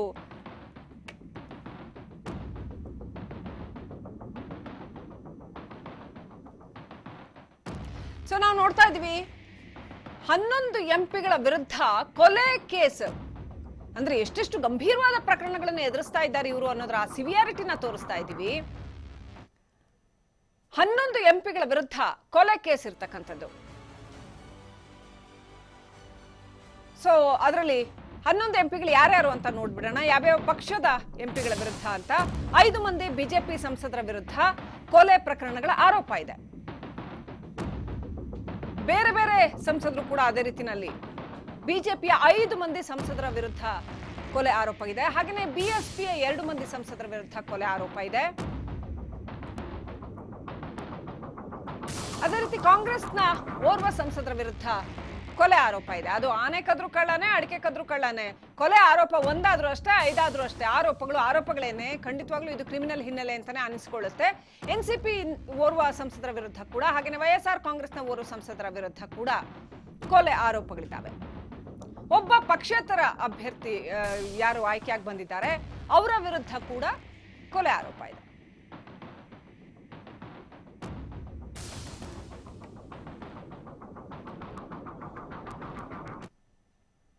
ಯಾಕೆ ಹೀಗಾಗಿ ಹೋಗ್ಬಿಟ್ಟಿದೆ? ಕಳೆದ ಮುಕ್ಕಾಲು ಶತಮಾನದಲ್ಲಿ ಬರ್ತಾ ಬರ್ತಾ ಬರ್ತಾ ಬರ್ತಾ ಬರೀ ಕ್ರಿಮಿನಲ್ ಹಿನ್ನೆಲೆ ಉಳ್ಳವರೇನೆ ನಮ್ಮನ್ನ ಆಳೋ ಅಂತ ಪರಿಸ್ಥಿತಿ ಬಂದ್ಬಿಟ್ಟಿದೆಯಲ್ಲ. ಇದ ನಾವು ಕಟ್ಟಬೇಕು ಅಂತ ಅನ್ಕೊಂಡಿದ್ದ ರಾಮರಾಜ್ಯ, ಇದ ನಾವು ಕಟ್ಟಬೇಕು ಅನ್ಕೊಂಡಿದ್ದಂತ ಸುಭಿಕ್ಷವಾದ ದೇಶ? ನಿಜವಾಗ್ಲೂ ಯೋಚನೆ ಮಾಡ್ಬೇಕಲ್ವಾ ಇಂಥ ವಿಚಾರಗಳಲ್ಲಿ. ನಾವು ನೋಡ್ತಾ ಇದ್ವಿ ಹೇಗೆ ಕ್ರಿಮಿನಲ್ ಕೇಸಸ್ ಇರ್ತಕ್ಕಂಥವ್ರು ಬರ್ತಾ ಬರ್ತಾ ಬರ್ತಾ 2019ಕ್ಕೆ ಬರೋ ಅಷ್ಟೊತ್ತಿಗೆ ಮೊದಲಿನಿಂದನೂ ಕೂಡ ಅದು ಜಾಸ್ತಿ ಆಗ್ತಾ ಬಂತು. 2004ರಿಂದ ನಾವು ನಿಮಗೆ ಡಾಟಾ ಕೊಟ್ವಿ. ಹಾಗೆ ಈಗ ಅತ್ಯಂತ ಹೆಚ್ಚು ಮಂದಿ ಕ್ರಿಮಿನಲ್ ಹಿನ್ನೆಲೆಯುಳ್ಳಂಥವರು ದೇಶವನ್ನ ಆಳ್ತಾ ಇದ್ದಾರೆ. ಎಲ್ಲ ಪಕ್ಷಗಳವರು ಅದಕ್ಕೆ ಟಿಕೆಟ್ ಕೊಟ್ಟಿದ್ದಾರೆ ಅವರುಗಳಿಗೆ, ಅಂಥ ಅಭ್ಯರ್ಥಿಗಳಿಗೆ ಅಂತ. ನಮ್ಮ ಜೊತೆ ಅಡ್ವೊಕೇಟ್ ಆಗಿರ್ತಕ್ಕಂಥ ಮಂಜುನಾಥ್ ಅವರಿದ್ದಾರೆ. ಮಂಜುನಾಥ್ ಅವರೇ, ಎಥಿಕ್ಸ್ ಕಮಿಟಿ ವಿಚಾರ ಹೇಳಿದ್ರು. ಅಂದ್ರೆ ಅವ್ರಿಗೆ ಟಿಕೆಟ್ ಕೊಡ್ತಾರೆ, ಅವ್ರು ಗೆದ್ದು ಬರ್ತಾರೆ. ಕ್ರಿಮಿನಲ್ ಕೇಸಸ್ಗಳು ನಡೀತಾನೆ ಇರುತ್ತೆ. ಅಂದ್ರೆ ಯಾವುದೇ ಅಪರಾಧಿ ಕೂಡ ಎಂಥ ಸಿವಿಯಾರಿಟಿ ಇದ್ರೂ ಕೂಡ, ಅದು ಮರ್ಡರ್ ಕೇಸ್ ಇರ್ಬೋದು, ಮತ್ತೊಂದಿರ್ಬೋದು, ಎಷ್ಟೇ ಕೇಸ್ ಇರ್ಬೋದು, ಆತ ಆರಾಮಾಗಿ ಮಿನಿಸ್ಟರ್ ಆಗೋ ಮತ್ತೊಬ್ಬರಾಗೋ ಆತ ದೇಶ ಆಳ್ಕೊಂಡಿರ್ಬೋದು ಅಂತ. ಅಲ್ಲಿ ಏನು ಇಷ್ಟು ಕಾಂಟ್ರಡಿಕ್ಟರಿ ಇದ್ರೂ ಕೂಡ ಕಾನೂನಲ್ಲಿ ನಾವು ಏನು ಮಾಡೋಕ್ಕಾಗೋದಿಲ್ವಾ? ಇದರಲ್ಲಿ ಅನ್ಲೆಸ್ ಈ ಕನ್ವಿಕ್ಟೆಡ್, ಕನ್ವಿಕ್ಷನ್ ಆಗೋದಕ್ಕಿಂತ ಮುಂಚೆ ಅವರು ಅಪರಾಧಿನೇ. ಆರೋಪಕ್ಕೆ ಬೇರೆ, ಕನ್ವಿಕ್ಷನ್ ಆಗಿ ಅಪರಾಧಿ ಆಗೋದೇ ಬೇರೆ. ಆರೋಪ ಮಾಡ್ತಾರೆ, ಅದರಲ್ಲಿ ಸತ್ಯಾಸತ್ಯಾಂಶತೆ ಎಷ್ಟಿರುತ್ತೆ ಅದಕ್ಕೂ ನ್ಯಾಯಾಲಯದಲ್ಲಿ ಕಂಪ್ಲೀಟ್ ವಿಚಾರಣೆ ಆದಾಗಲೇ ಕೂಡ ಬಯಲಿ ಬರುತ್ತೆ. ಈಗ ನಮ್ಮ ದೇಶದಲ್ಲಿ ಆಗ್ಬೋದು, ಬೇರೆ ಎಲ್ಲರೂ ದೇಶದಲ್ಲಿ ಕೂಡ. ಅಲ್ಲ, ಇವರು ಪವರ್, ಬರ್ತೀನಿ ಮೇಡಮ್, ಇದರಲ್ಲಿ ಇವರು ಸಾಕ್ಷಿಗಳನ್ನು ತಿದ್ದುತ್ತಾರೆ. ಅದೇ ಆ ವಿಚಾರದಲ್ಲಿ ಬರ್ತೀನಿ. ನಮಗೆ ಕನ್ವಿಕ್ಷನ್ ಕೊಡಬೇಕಾದ್ರೆ ನ್ಯಾಯಾಧೀಶರು ಏನ್ ಪರಿಗಣನೆ ಮಾಡ್ತಾರೆ ಅಂದ್ರೆ, ಕಂಪ್ಲೇಂಟ್ ಯಾರು ಆರೋಪ ಮಾಡ್ತಾರೆ ಅವರು ನಿಷ್ಪಕ್ಷಪಾತವಾಗಿ ಧೈರ್ಯದಿಂದ ಯಾವುದೇ ಪ್ರಭಾವಕ್ಕೊಳಗಾಗದಲ್ಲಿ ಬಂದು ಸಾಕ್ಷಿ ಹೇಳ್ಬೇಕು. ಇನ್ವೆಸ್ಟಿಗೇಷನ್ ಆಫೀಸರ್ಸ್ ಏನಿರ್ತಾರೆ, ಐಒಗಳು ಏನಂತ ಕರಿತೀವಿ, ಸಾಕ್ಷ್ಯ ಪುರಾವೆಗಳನ್ನ ದೃಢೀಕರಿಸಿ ನ್ಯಾಯಾಲಯಕ್ಕೆ ಸಲ್ಲಿಸಬೇಕು. ಸಾಕ್ಷಿ ವಿಚಾರಗಳನ್ನ ಸಾಕ್ಷಿದಾರರು ಏನಿರ್ತಾರೆ ಅವರು ಬಂದು ಭಯಭೀತರಾಗಿ ಬಂದು ನ್ಯಾಯಾಲಯಕ್ಕೆ ಸಾಕ್ಷಿ ಹೇಳ್ಬೇಕು. ಇಂಥ ಎಲ್ಲಾ ವಿಚಾರಗಳನ್ನ ಪರಿಗಣನೆ ಮಾಡಿ ನ್ಯಾಯಾಧೀಶರು ಕನ್ವಿಕ್ಷನ್ ನೀಡ್ತಾರೆ. ಇದರಲ್ಲಿ ಒಂದು ಕೂಡ ಲೋಪ ಆದ್ರೆ ಕನ್ವಿಕ್ಷನ್ ಮಾಡಕ್ ಬರಲ್ಲ. ಸೊ ಅಲ್ಲಿ ನಮಗೆ ಬೆನಿಫಿಟ್ ಆಫ್ ಡೌಟ್ ಅರೈಸ್ ಆಗ್ಬಿಡುತ್ತೆ. ಕ್ರಿಮಿನಲ್ ಕೇಸಲ್ಲಿ ಏನಾಗುತ್ತೆ, benefit of doubt must not be arise in the criminal trial. ಒಂದು ಚೂರು ಬೆನಿಫಿಟ್ ಆಫ್ ಡೌಟ್ ಬಂದ್ರೂ ಕೂಡ in the favour of the accused. There must not be a space for the benefit of doubt. So ಇಂಥದ್ರಲ್ಲಿ ಏನಾಗುತ್ತೆ ಅಂದ್ರೆ, ಇವತ್ತಿನ ರಾಜಕಾರಣಿಗಳು ಸಾಕ್ಷಿದಾರರ ಮೇಲೆ ಪ್ರಭಾವ ಬೀರ್ತಾರೆ, ಒತ್ತಡ ತರ್ತಾರೆ. ಇನ್ವೆಸ್ಟಿಗೇಷನ್ಸ್ ಆಫೀಸರ್ಸ್ ಏನಿರ್ತಾರೆ ಅವ್ರ ಮೇಲೆ ಒತ್ತಡ ತರ್ತಾರೆ, ಸಾಕ್ಷ್ಯ ಪುರಾವೆಗಳನ್ನ ನಾಶ ಮಾಡ್ತಾರೆ. ಇಂಥ ಎಲ್ಲ ಸಂದರ್ಭದಲ್ಲಿ ನಾವು ಕನ್ವಿಕ್ಷನ್ ಎಕ್ಸ್ಪೆಕ್ಟ್ ಮಾಡಕ್ಕೆ it is not purely impossible. ಅದು ಒಂದು ಸರಿ ನಮ್ಮ ದೇಶದ ನ್ಯಾಯಾಂಗ ವ್ಯವಸ್ಥೆನಲ್ಲಿ ಇವತ್ತು ನನಗೆ ಆರೋಪ ಬರುತ್ತೆ, ಅದರಲ್ಲಿ ಇಂತಿಷ್ಟು ಟೈಮ್ ಅಂತ ಇರುತ್ತೆ, ಚಾರ್ಜ್ ಶೀಟ್ ಹಾಕಬೇಕು, ಐಒ ಇನ್ವೆಸ್ಟಿಗೇಷನ್ ಮಾಡಬೇಕು, ಸಾಕ್ಷಿಗಳನ್ನ ಕಲೆಕ್ಟ್ ಮಾಡಬೇಕು. ಸೊ ಇನ್ವೆಸ್ಟಿಗೇಷನ್ ಆಫೀಸರ್ಸ್ಗೂ ಕೂಡ ಇವತ್ತು ನಮ್ಮ ದೇಶದಲ್ಲಿ ಒಂದು ಏನು ನಮಗೆ ಇನ್ವೆಸ್ಟಿಗೇಷನ್ಸ್ ಆಫೀಸರ್ಸ್ ಇದ್ದಾರೆ ಅವರು ತುಂಬಾ ಕೊರತೆ ಇದ್ದಾರೆ. ನಾವು ಇನ್ವೆಸ್ಟಿಗೇಷನ್ ಆಫೀಸರ್ಸ್ಗಳಿಗೆ ಆ ಸ್ಪಾಟ್ ಅಲ್ಲಿ ಸಾಕ್ಷಿಗಳೇ ಇರೋದಿಲ್ಲ. ಇವತ್ತು ಮನಿ ಲ್ಯಾಂಡ್ರಿಂಗ್ ಆಕ್ಟ್ ಅಲ್ಲಿ ನೋಡ್ತಾ ಇದೀವಿ ನಾವು. ಮನಿ ಲ್ಯಾಂಡ್ರಿಂಗ್ ಆಕ್ಟ್ ಅಲ್ಲಿ ಎಷ್ಟು ಪರ್ಸೆಂಟ್ ಕನ್ವಿಕ್ಷನ್, ಆರೋಪ ಬಂದರೆ ಕನ್ವಿಕ್ಷನ್ ಆಗಿದೆ, IPC ನಲ್ಲಿ ಎಷ್ಟು ಪರ್ಸೆಂಟ್ ಕನ್ವಿಕ್ಷನ್ ಆಗಿದೆ. ಯಾಕೆ ಕನ್ವಿಕ್ಷನ್ ಆಗಿದೆ ಅಂದ್ರೆ ಸಾಕ್ಷ್ಯಾಧಾರಗಳ ಕೊರತೆ ಇರೋದ್ರಿಂದ. ಅದಕ್ಕೆ ಸಾಕ್ಷ್ಯಾಧಾರಗಳು ಕೊರತೆ ಇರೋದಿರ್ಬೋದು, ಇವತ್ತು ರಾಜಕಾರಣಿಗಳಾಗ್ಬೋದು, ಉದ್ಯಮಿಗಳಾಗ್ಬೋದು, ಬೇರೆ ಯಾರು ಆಗ್ಬೋದು, ಅಪರಾಧಿಗಳು ಮಾಡಿದವ್ರಿಗೆ ಒಂದು ಕಾನ್ಫಿಡೆನ್ಸ್ ಇದೆ, yes I can come out, correct, ನಾನು ಹೊರಗೆ ಬರ್ತೀನಿ. ಏಕೆಂದ್ರೆ ಸಾಕ್ಷಿ ಹೇಳಕ್ಕಾಗಲ್ಲ, ಅವನು ಇನ್ವೆಸ್ಟಿಗೇಷನ್ ಆಫೀಸರ್ ಫೇಲ್ ಆಗ್ತಾರೆ. ಆಮೇಲೆ ಮೇಡಮ್ ಇನ್ನೊಂದು ನಮ್ಮ ದೇಶದಲ್ಲಿ I'll come back to that point. ನಮ್ಮ ಜೊತೆ ಸ್ವರಾಜ್ ಫೌಂಡೇಶನ್ ಸಂಸ್ಥಾಪಕರಾಗಿರ್ತಕ್ಕಂಥ ಡಾಕ್ಟರ್ ಶಂಕರ್ ಪ್ರಸಾದ್ ಅವರಿದ್ದಾರೆ ಫೋನ್ ಸಂಪರ್ಕದಲ್ಲಿ. ಸರ್ ನಮಸ್ಕಾರ. ನಮಸ್ಕಾರ ಸರ್, ಈ ADR ಒಂದು ರಿಪೋರ್ಟ್ ಕೊಟ್ಟಿರ್ತಕ್ಕಂಥದ್ದು 2019ಕ್ಕೆ ಬರೋ ಅಷ್ಟೊತ್ತಿಗೆ ನಾವು ನಮ್ಮ ಸಂಸತ್ತಿನಲ್ಲಿ ಅಥವಾ ನಮ್ಮ ದೇಶದ ಈ ವಿಧಾನಸಭೆ ಇರ್ಬೋದು, ಇದರಲ್ಲೆಲ್ಲ ಎಸ್ಪೆಷಲಿ ಸಂಸತ್ನಲ್ಲಿ ಎಷ್ಟು ಜನ ಕ್ರಿಮಿನಲ್ ಕೇಸ್ಗಳನ್ನ ಎದುರಿಸ್ತಾ ಇರ್ತಕ್ಕಂಥ ರಾಜಕಾರಣಿಗಳಿದ್ದಾರೆ ಅಂತ ನೋಡಿದ್ರೆ 43% ಮಂದಿ ಕ್ರಿಮಿನಲ್ ಕೇಸಸ್ಗಳನ್ನ ಫೇಸ್ ಮಾಡ್ತಾ ಇದ್ದಾರೆ ಅಂತ. ಅಂದ್ರೆ ಹತ್ತತ್ರ ಅರ್ಧದಷ್ಟು ಜನ ಕ್ರಿಮಿನಲ್ಸ್ ನಮ್ಮನ್ನ ಆಳ್ತಾ ಇದ್ದಾರೆ ಅಂತ ನಾವು ಅಂದ್ಕೊಬೋದಾ? ಇಂಥ ಹೀನ ಸ್ಥಿತಿಗೆ ಎಲ್ಲ ಪಕ್ಷಗಳು ಅವ್ರಿಗೆ ಟಿಕೆಟ್ ಕೊಡ್ತವೆ. ಈಗಷ್ಟೇ ಅಡ್ವೊಕೇಟ್ ಒಬ್ರು ಹೇಳ್ತಾ ಇದ್ರು, ಇದು ಅಂದ್ರೆ ಅದು ಒಂದು ವಿನ್ನಬಿಲಿಟಿಗೆ ಕ್ರೈಟೀರಿಯಾ ಅನ್ನೋ ತರ ಆಗೋಗ್ಬಿಟ್ಟಿದೆ ಕೇಸ್ಗಳು ಇರುವಂತದ್ದು ಅಂತ. ಏನ್ ಹೇಳಕ್ ಬಯಸ್ತೀರಿ? ಯಾವುದೇ ಪಾರ್ಟಿ ತಗೊಳ್ಳಿ, ಬಿಜೆಪಿ ಆಗ್ಲಿ, ಕಾಂಗ್ರೆಸ್ ಆಗ್ಲಿ, JDS ಆಗ್ಲಿ, ಯಾವುದೇ ಪಾರ್ಟಿನಲ್ಲೂ ದುಡ್ಡಿದ್ದವ್ರನ್ನ ಮಾತ್ರ ತಗೋತಾರೆ ಎಲೆಕ್ಷನ್ಗೆ. ಕರೆಕ್ಟ್. ದುಡ್ಡಿಲ್ದೇ ಇರೋರ್ಗೆ ಸಪೋರ್ಟ್ ಮಾಡಲ್ಲ. ಈ ಪರಿಸ್ಥಿತಿನಲ್ಲಿ ದುಡ್ಡಿದ್ದವ್ರಿಗೆ ಗೊತ್ತಿದ್ದು ದುಡ್ಡಿರೋರ್ನ ತಗೊಂಡ್ರೆ ಆಬ್ವಿಯಸ್ಲಿ ಅವ್ರ ಹತ್ರ ಕ್ರಿಮಿನಲ್ ಕೇಸ್ ಇರುತ್ತೆ. ಅವ್ರು ಹೇಗ್ ದುಡ್ಡು ಮಾಡಿದ್ರು ಅನ್ನೋ ಟ್ರಾನ್ಸ್ಪರೆನ್ಸಿ, ಪಾರದರ್ಶಕತೆನೇ ಇರಲ್ಲ. ಆ ಪಾರದರ್ಶಕತೆ ಇಲ್ದೇನೆ ಅವ್ರನ್ನ ತಗೊಂಡು ಇವಾಗ ಯಾವುದೇ ರಾಜ್ಯದಲ್ಲಿ ತಗೊಳ್ಳಿ. ಅಲ್ಲ ಸರ್, ಬರೀ ದುಡ್ಡಿದ್ದವ್ರ ಹತ್ರ ಎಲ್ಲ ಕ್ರಿಮಿನಲ್ ಕೇಸಸ್ ಇರ್ಲೇಬೇಕು ಅಂತೇನೇ ಇಲ್ವಲ್ಲ ಸರ್? ದುಡ್ಡಿದ್ದ ತಕ್ಷಣಕ್ಕೆ ಯಾಕೆ ಕ್ರಿಮಿನಲ್ ಕೇಸ್ ಬರ್ಬೇಕು? See, 98% of the people who got elected, ಅವರೆಲ್ಲ ಏನು, ಅವ್ರ ರಿಯಲ್ ಎಸ್ಟೇಟ್ ಏಜೆಂಟ್ಸ್ ಅಥವಾ ಕಾಂಟ್ರಾಕ್ಟರ್ಸ್. ಗೊತ್ತಾಯ್ತಾ? ಅದು ನಮ್ MLA-ಗಳನ್ನ ತಗೊಂಡ್ಬಿಟ್ರಂತೂ ಪ್ರಾಬಬ್ಲಿ ಮೋರ್ ದನ್ 60-70% ಹಂಗೇನೆ. ಅದೇ ತರ ಇವಾಗ ಗ್ರಾಮ ಪಂಚಾಯತ್ ಎಲೆಕ್ಷನ್ ಆಯ್ತು ಇವಾಗ ಮೊನ್ನೆ, ನಿಮ್ಗೂ ಗೊತ್ತಿದೆ. ಅಲ್ಲೂ ಅಷ್ಟೇನೆ, ಅಲ್ಲಿ 5 ಲಕ್ಷ 10 ಲಕ್ಷ ಕೊಟ್ಟು ಎಲೆಕ್ಟ್ ಆಗಿದ್ದಾರೆ.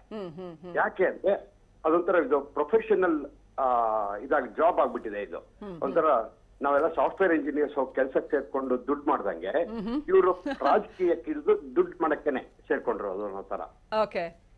ಅಷ್ಟು ಗೊತ್ತಿದ್ದು ಅಂತವ್ರನ್ನೇ ಸೆಲೆಕ್ಟ್ ಮಾಡಿದ್ರೆ ಮೋದಿಯವರು ಮುಕ್ಕಾಲ್ ಪಾಲು ಪ್ರಾಮಾಣಿಕರಾಗಿರ್ಬೋದು. ಬಟ್ ಅವ್ರ ಪ್ರಕಾರ ಎಲ್ಲಾ ರಾಜ್ಯದಲ್ಲೂ ಬಿಜೆಪಿ ತರಬೇಕಾದ್ರೆ ಅಥವಾ ಹಿಂದೆ ಕಾಂಗ್ರೆಸ್ ಇದೇ ತರ ಮಾಡ್ತಾ ಇದ್ರೆ ಅಂದ್ರೆ ಗೊತ್ತಿದ್ದು ಅವರು ದುಡ್ಡಿರೋರ್ನೇ ತಗೋತಾರೆ. ಅಂಡ್ ದುಡ್ಡಿರೋರು ತಗೊಂಡ್ಮೇಲೆ ನಮ್ ಇದರಲ್ಲಿ ಇದಿರುತ್ತೆ, ಆನ್ಯುವಲ್ ಪ್ರಾಪರ್ಟಿ ರಿಟರ್ನ್ಸ್ ಅಂತ ಇರುತ್ತೆ. ಅದೆಲ್ಲ ಫೈಲ್ ಮಾಡ್ಬೇಕು. ಆ ಫೈಲ್ ಮಾಡಿದ್ದೇನೆ ಹೋಗಿ ಚೆಕ್ ಮಾಡ್ಬೇಕು.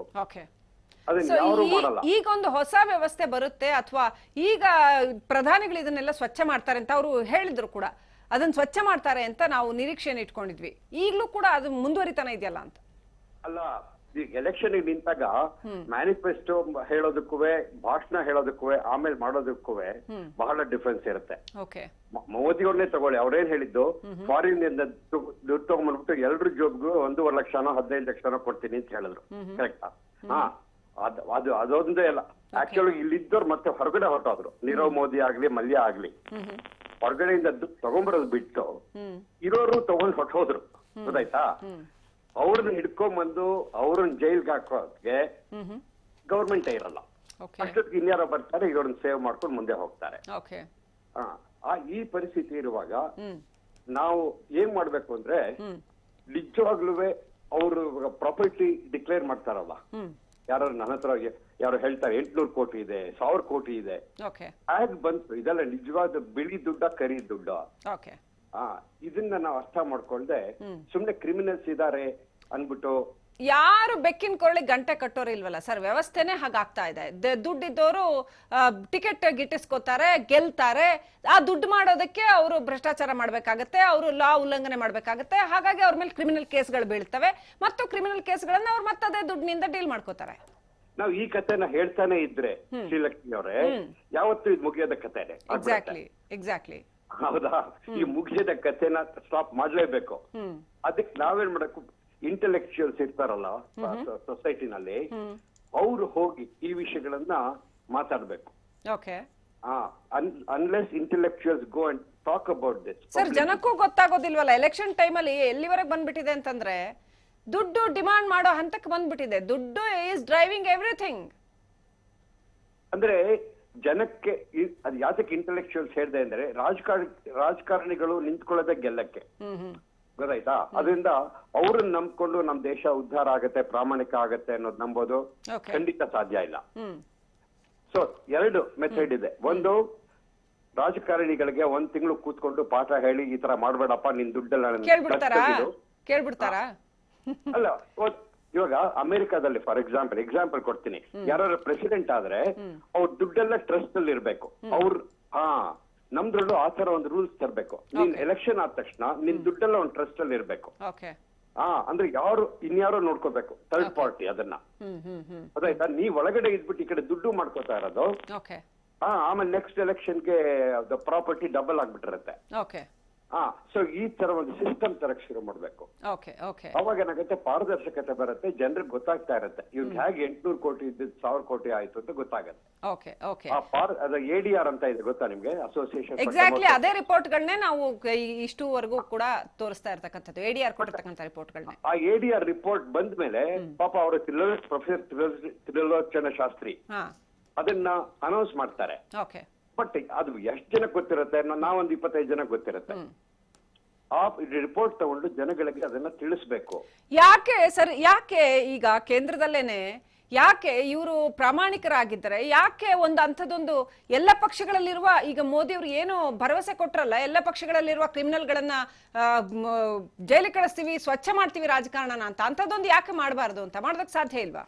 ಅಲ್ಲ ಮೇಡಮ್, ನಿಮ್ಗೆ ಗೊತ್ತಿದೆ, ಮೊನ್ನೆ 12 ಜನ ಕಾಂಗ್ರೆಸ್ನವ್ರನ್ನ ಬಿಜೆಪಿ ಒಳಗಡೆ ಎಳ್ಕೊಂಡು ಎಲೆಕ್ಷನ್ ಗೆದ್ರು.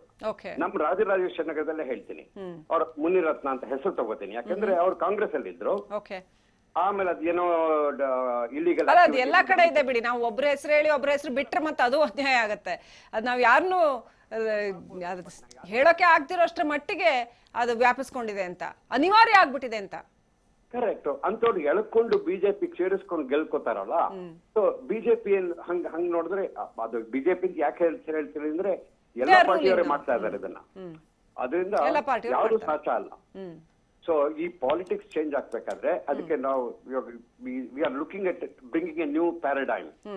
ಏನು ಅಂದ್ರೆ ಸ್ಪಿರಿಚುವಲೈಸೇಷನ್ ಆಫ್ ಪಾಲಿಟಿಕ್ಸ್ ಅಂತ.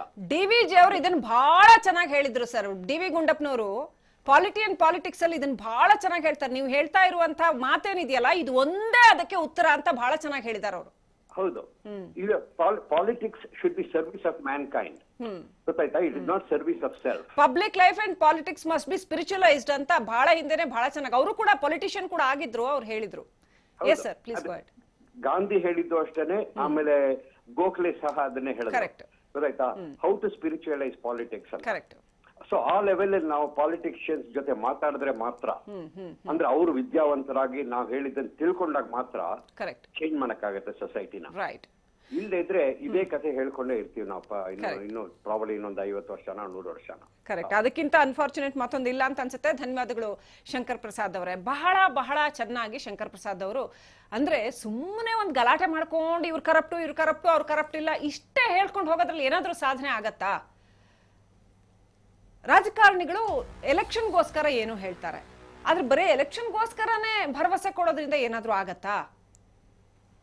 ಇಡೀ ರಾಜಕಾರಣವನ್ನ ಸ್ವಚ್ಛ ಮಾಡಬೇಕು ಅಂತಂದ್ರೆ ಡಿ.ವಿ.ಜಿ. ಅವರು ಹೇಳಿದಾಗೆ ಅಥವಾ ಗೋಖಲೆ ಅವರು ಹೇಳಿದಾಗೆ public life must be spiritualised ಅಂತ ಹೇಳಿದಾಗೆ ಇವರನ್ನೆಲ್ಲ ಸ್ಪಿರಿಚುವಲೈಸ್ ಮಾಡಬೇಕು. ಸ್ಪಿರಿಚುವಲೈಸ್ ಅಂದ್ರೆ ಶುದ್ಧ ಮಾಡೋದು ಅಂತ ಅಷ್ಟೇ, ಮತ್ತಿನ್ನೇನು ಅದೇನು ಸನ್ಯಾಸ ಹಿಡ್ಕೊಂಡು ಜಪಮಣಿ ಹಿಡ್ಕೊಂಡು ಕೂತ್ಕೊಳ್ಳಿ ಅಂತ ಅಲ್ಲ. ಅದನ್ನ ಹೇಗೆ ಮಾಡ್ತಾರೆ? ಮನಸ್ಸುಗಳು ಫಸ್ಟ್ ಶುದ್ಧ ಆದ್ರೆ ತಾನೇ ಎಲ್ಲ ಶುದ್ಧ ಆಗೋದಕ್ಕೆ ಸಾಧ್ಯ. ಶುದ್ಧ ರಾಜಕಾರಣದ ಬಗ್ಗೆ ಮಾತನಾಡ್ತಾ ಇದ್ವಿ. ADR ರಿಪೋರ್ಟ್ ನ ತೋರಿಸ್ತಾ ಇದ್ವಿ. 43% ಈಗ ಇರ್ತಕ್ಕಂತ ಜನಪ್ರತಿನಿಧಿಗಳು, ಸಂಸದರು, ಒಟ್ಟು ಸಂಸದರ 43% ಸಂಸದರು ಕ್ರಿಮಿನಲ್ ಮೊಕದ್ದಮೆಗಳನ್ನ ಎದುರಿಸ್ತಾ ಇದ್ದಾರೆ. ಪ್ರಧಾನಿಗಳು ಭರವಸೆಯನ್ನ ಕೊಟ್ಟಿದ್ರು, ಸಂಪೂರ್ಣ ರಾಜಕಾರಣವನ್ನ ಶುದ್ಧ ಮಾಡ್ತೀನಿ. ಮೋದಿ ಅವರು ಭರವಸೆಯನ್ನ ಕೊಟ್ಟಿದ್ರು, ಸಂಪೂರ್ಣ ರಾಜಕಾರಣವನ್ನ ಶುದ್ಧ ಮಾಡ್ತೀನಿ ಅಂತ. ಆದ್ರೆ 7 ವರ್ಷಗಳಾದ್ರೂ ಕೂಡ ಇನ್ನು ಯಾಕೆ ಸಾಧ್ಯ ಆಗಿಲ್ಲ? ಈ ಭ್ರಷ್ಟಾಚಾರದಿಂದಾಗಿ ಇನ್ನು ಅನೇಕ ಈ ರೀತಿಯ ಕ್ರಿಮಿನಲ್ ಮೊಕದ್ದಮೆಗಳನ್ನು ಎದುರಿಸೋದು, ಅನಂತರ ಭ್ರಷ್ಟಾಚಾರ, ಇದೆಲ್ಲವೂ ಕೂಡ ಇನ್ನಷ್ಟು ಭ್ರಷ್ಟಾಚಾರಕ್ಕೆ ಎಡೆ ಮಾಡಿಕೊಡ್ತಾ ಇದೆಯಲ್ಲ. ಇದು ಯಾಕೆ ಸಾಧ್ಯ ಆಗ್ತಾ ಇಲ್ಲ? ದಿನಂ ಪ್ರತಿ ನಾವು ಹಲವು ಬಗೆಯ ಕೇಸ್ಗಳನ್ನ ಈ ತರದನ್ನ ನೋಡ್ತಾ ಇದ್ದೀವಿ. ಈ ಕಳೆದ 4-5 ದಿನದಿಂದ ಏನ್ ನೋಡಿದ್ವಿ, ಅಥವಾ ಬೇರೆ ಬೇರೆ ತರದ ಕೇಸ್ಗಳನ್ನ ಎಲ್ಲ ಪಕ್ಷದವರ ಬಗ್ಗೆನೂ ನಾನು ಹೇಳ್ತಾ ಇರುವಂತದ್ದು. ಇದೊಂಥರ ಕ್ರಿಮಿನಲೈಸೇಷನ್ ಆಫ್ ಪಾಲಿಟಿಕ್ಸ್ ಆಗ್ತಾ ಇದೆಯಾ? ಹಾಗಾದ್ರೆ ಸ್ಪಿರಿಚುವಲೈಸೇಷನ್ ಆಗಬೇಕಾಗಿತ್ತು ಅಂತ. ಸಂಕೇತ್ ಏಣಿಗೆ ಅವ್ರು ನಮ್ಮ ಜೊತೆ ಇದ್ದಾರೆ. ಸರ್, ಹಿಂದೆ ಸ್ವಾತಂತ್ರ್ಯ ಹೋರಾಟದಲ್ಲಿ ಎಂಥ ಒಂದು ಸ್ಪಿರಿಟ್ ಇಟ್ಕೊಂಡು, ಎಂಥ ಒಂದು ಆದರ್ಶಗಳನ್ನ ಇಟ್ಕೊಂಡು ನಾವು ಗಳಿಸಿರ್ತಕ್ಕಂಥದ್ದು ಸ್ವಾತಂತ್ರ್ಯ. ಇವತ್ತು 43% ಪಾರ್ಲಿಮೆಂಟ್ ಅಲ್ಲಿ ಇರುವಂತವ್ರು ಕ್ರಿಮಿನಲ್ ಮೊಕದ್ದಮೆಗಳನ್ನ ಫೇಸ್ ಮಾಡ್ತಾ ಇದ್ದಾರೆ ಅಂತ.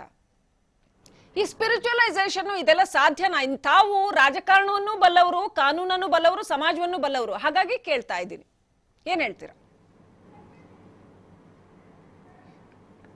ನೋಡಿ, ನಮ್ಗೆ ಸ್ವಾತಂತ್ರ್ಯ ಸಿಕ್ಕಾಗ ನಮ್ಮ ಫಸ್ಟ್ ಕ್ಯಾಬಿನೆಟ್ನಲ್ಲಿರುವಂಥ ಸಾಕಷ್ಟು ಜನರ ಮೇಲೆ ಕ್ರಿಮಿನಲ್ ಕೇಸ್ಗಳಿದ್ವು. ಅವ್ರ ಮೇಲೆ ಕ್ರಿಮಿನಲ್ ಕೇಸ್ಗಳು ಎಂಥವು ಅಂತಂದರೆ ಬ್ರಿಟಿಷರು ಹಾಕಿರೋವಂಥ ಕೇಸ್ಗಳು, ದೇಶದ್ರೋಹದ ಆರೋಪಗಳಿದ್ವು. 99% ಇದ್ದವ್ರ ಮೇಲೆ ಅಂಥ ಕೇಸ್ಗಳೇ, ದೇಶದ್ರೋಹದ ಆರೋಪಗಳೇ ಇದ್ವು. ದೇಶ ಪ್ರೇಮದಿಂದ ಹೋರಾಟ ಮಾಡಿರುವಂಥ ಸಂಗತಿ ಇರೋದ್ರಿಂದ ಅವ್ರ ಮೇಲೆ ಇರುವಂಥ ಕೇಸನ್ನು ಡ್ರಾಪ್ ಮಾಡಲಾಯಿತು.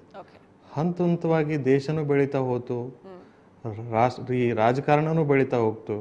ಈಗ ಯಾವ ಮಟ್ಟಕ್ಕೆ ಬಂದತ್ತಿದೆ ಅಂದರೆ ಈಗಿನ ರಾಜಕಾರಣಿಗಳ ಮೇಲೂ, ಅಂದರೆ ನಾನು ಹೇಳ್ತಾ ಇರೋದು criminality or the criminal cases and the nexus between them and the politicians, ಅದು ನಾನು ಹೇಳ್ತಾ ಇರೋದು. ಈಗನೂ ಕೂಡ ಅದೇ ಥರ ಮುಂದುವರಿತಾ ಇದ್ದಾವೆ, ಪರ್ಸೆಂಟೇಜ್ ಜಾಸ್ತಿ ಆಗ್ತಾ ಇದೆ. ಈಗಿರೋ ಅಂಥ ರಾಜಕಾರಣಿಗಳು ಅಥವಾ ಸಂಸದರು ಅವ್ರ ಮೇಲಿರುವಂಥ ಕೇಸ್ಗಳು ಯಾವುದು ಅಂದರೆ ಅತ್ಯಾಚಾರ, ಸಾರ್ವಜನಿಕ ಆಸ್ತಿಯನ್ನು ಲೂಟಿ ಮಾಡಿರುವಂಥದ್ದು, ಆಸ್ತಿ ಪಾಸ್ತಿಗಳನ್ನು ಹಾಳು ಮಾಡಿರುವಂಥದ್ದು, ಜಾತಿ ನಿಂದನೆ ಮಾಡಿರುವಂಥದ್ದು, ಅಥವಾ ಸಮಾಜದ ಅನ್ಯ ವರ್ಗದವ್ರಿಗೆ ಹಿಂಸಾಚಾರಕ್ಕೆ ಪ್ರಚೋದನೆ ಕೊಟ್ಟಿರುವಂಥದ್ದು. ಅಂದರೆ ಇದು ಎಲ್ಲ ಇವರು ನಮ್ಮ ದೇಶದ ವ್ಯವಸ್ಥೆಯ ಬಗ್ಗೆ ಅಥವಾ ದೇಶದ ಇಲ್ಲದೇ ಇರುವಂಥ ಜನನ ಅಂತ ಒಮ್ಮೆ ಅನ್ನಿಸ್ತಾ ಇದೆ. ಇವ್ರಿಗೆ ಮೊದಲನೇ ಕೊರತೆ ಅಂತಂದರೆ ಎಜುಕೇಷನ್ ಇಲ್ಲದೆ ಇರೋದು. ಎರಡನೇ ಕೊರತೆ ಅಂತಂದ್ರೆ ಇವರಿಗೆ ಸಂಸ್ಕಾರ ಒಂದೇ ಒಂದ್ ಸೆಕೆಂಡ್ ಎಜುಕೇಶನ್ ಅಂತ ಬಂದಾಗ ಎಜುಕೇಶನ್ ಬೇರೆ ತಿಳುವಳಿಕೆ ಬೇರೆ, ಜ್ಞಾನ ಅಂತೂ ಎಲ್ರಿಗೂ ಇದ್ದೇ ಇರುತ್ತಲ್ಲ ಸರ್. ಇವ್ರು ನಮ್ಮನ್ನ ಆಳ್ಬೇಕು ಅಂದ್ರೆ if they are representing us, ಅವ್ರು ಹೇಗಿರ್ಬೇಕು, ಅವ್ರಿಗೆ ನಾವೇನು ಅನ್ನೋದು ಗೊತ್ತಿರ್ಬೇಕಲ್ಲ ಸರ್. ಅಷ್ಟು ಜ್ಞಾನ ಇರೋದಿಲ್ವಾ ಹಾಗಾದ್ರೆ? ನಾನು ಅದನ್ನೇ ಹೇಳ್ತಾ ಇರೋದು. Education is first thing. Second thing is the constitutionality or the constitutional education. ಅಂದ್ರೆ ಸಂವಿಧಾನ ಏನ್ ಹೇಳ್ತದೆ, ಒಂದ್ಸರಿಗೆ ನಾವು ಆರಿಸಿ ಹೋದ ನಂತರ ನಾನು ಈ ಜಾತಿಯವನು, ನಾನು ಗಂಡಸು ಅಥವಾ ನಾನು ಹೆಂಗಸು ಅಥವಾ ನನ್ನ ವಯಸ್ಸಾಗಿದೆ, ನನ್ನ ಕಡಿಮೆ ಅನ್ನೋ ಭೇದ ಭಾವ ಯಾವುದನ್ನು ಮಾಡೋದಕ್ಕೆ ಬರೋದಿಲ್ಲ. ಆ ಹುದ್ದೆಗೆ ಹೋದ ನಂತರ ಎಲ್ಲರೂ ನಮಗೆ ಸಮ, ಎಲ್ಲರೂ ಸಮಾನರು, ಎಲ್ಲ ವರ್ಗದವರು ಅಷ್ಟೇ ಅಂತ ತಲೆಯಲ್ಲಿ ಏನ್ ಬರಬೇಕಲ್ಲ, that is called as constitutional values, spirit of the constitution. ಅದು ಅರ್ಥ ಮಾಡ್ಕೋಬೇಕಂದ್ರೆ ಮಿನಿಮಮ್ ಎಜುಕೇಶನ್ ಬೇಕು, ಮತ್ತೆ ಆ ತರ ಸಂಸ್ಕಾರ ಬಂದಿರಬೇಕು ಆ ಪಾರ್ಟಿಯಿಂದಾಗ್ಲಿ, ಪಾರ್ಟಿಯ ಹಿರಿಯರಿಂದಾಗ್ಲಿ, ಅಥವಾ ಅವರು ಬೆಳೆದು ಬಂದ ವಾತಾವರಣದಿಂದಾಗ್ಲಿ. ಈಗಿನವರು ದುರ್ದೈವ ಅಂತಂದ್ರೆ ಇವರು ಬೆಳೆದು ಬಂದ ವಾತಾವರಣಗಳು ಯಾವುದು ಅಂದ್ರೆ ರಿಯಲ್ ಎಸ್ಟೇಟು, ಮಾಫಿಯಾ, ಗುಂಡಾಗಿರಿ, ಅಥವಾ ಇವರು ಯಾವುದೋ ಒಂದು ಧರ್ಮ ಕಂಡುಕೊಂಡು ಅದಕ್ಕೆ ಧರ್ಮಾಂಧರು, ಹೀಗೆಲ್ಲ ಇದ್ದಾಗ ಇವ್ರ ಕಡೆಯಿಂದ ನೀವು ಅಂತ ಒಳ್ಳೆ ಸ್ಪಿರಿಚುವಾಲಿಟಿ ಬಗ್ಗೆ ನಾವು ಮಾತಾಡೋದು ಅಂತಂದ್ರೆ ಈ ಕೋಣನ ಮಿಂದ ಕಿನ್ನೂರು ಬಾರಿಸ್ದಂಗೆ. ಏನ್ ಬಾರಿಸಿದ್ರು ಅರ್ಥನೇ ಆಗಲ್ಲ ಇವ್ರಿಗೆ ಅರ್ಥನೂ ಆಗೋದಿಲ್ಲ. ಇವ್ರಿಗೆ ಯಾವಾಗಿದ್ರು ಅದನ್ನೇ ಪುಂಗಿ ಊದ್ತಾ ಇರ್ತಾರೆ ಅವರು. ನೀವು ಕಾನ್ಸ್ಟಿಟ್ಯೂಷನ್ ಬಗ್ಗೆ ಮಾತಾಡಂದ್ರು ಜಾತಿ ಬಗ್ಗೆನೇ ಮಾತಾಡ್ತಾರೆ, ನೀವು ಸಂವಿಧಾನದ ಬಗ್ಗೆ ಮಾತಾಡಂದ್ರು, ಬೇರೆ ಕಡೆಗೆ ಸಂಸತ್ನಲ್ಲಿ ಮಾತಾಡಂದ್ರು ಅದನ್ನೇ ಮಾತಾಡ್ತಾರೆ, ಆನಂತರ ಹೊರಗಡೆ ಬಂದು ಬೇರೆ ವಿಚಾರಕ್ಕೆ ಮಾತಾಡಂದ್ರು ಅದನ್ನೇ ಮಾತಾಡ. ಅಂದ್ರೆ ಅದನ್ನ ಬಿಟ್ಟು ಬೇರೆ ಗೊತ್ತಿಲ್ಲ ಅವ್ರಿಗೆ. ಇಂಥವ್ರನ್ನ ನಾವು ಯಾವ ರೀತಿ ಫಿಲ್ಟರ್ ಮಾಡಬೇಕು ಅನ್ನೋದು ಒಂದು ಯಕ್ಷ ಪ್ರಶ್ನೆ. ಇದು ದೊಡ್ಡ ಚಾಲೆಂಜ್. ಇದು ಒಂದು ಎಥಿಕ್ಸ್ ಕಮಿಟಿ ಅವರು ಇಂಥವ್ರನ್ನ ಮೊದಲಿಗೆ ತಡೆದು ಹಾಕೋದಕ್ಕೆ ಪ್ರಯತ್ನ ಮಾಡಬೇಕು ಆ ಪಕ್ಷದಲ್ಲಿನೇ.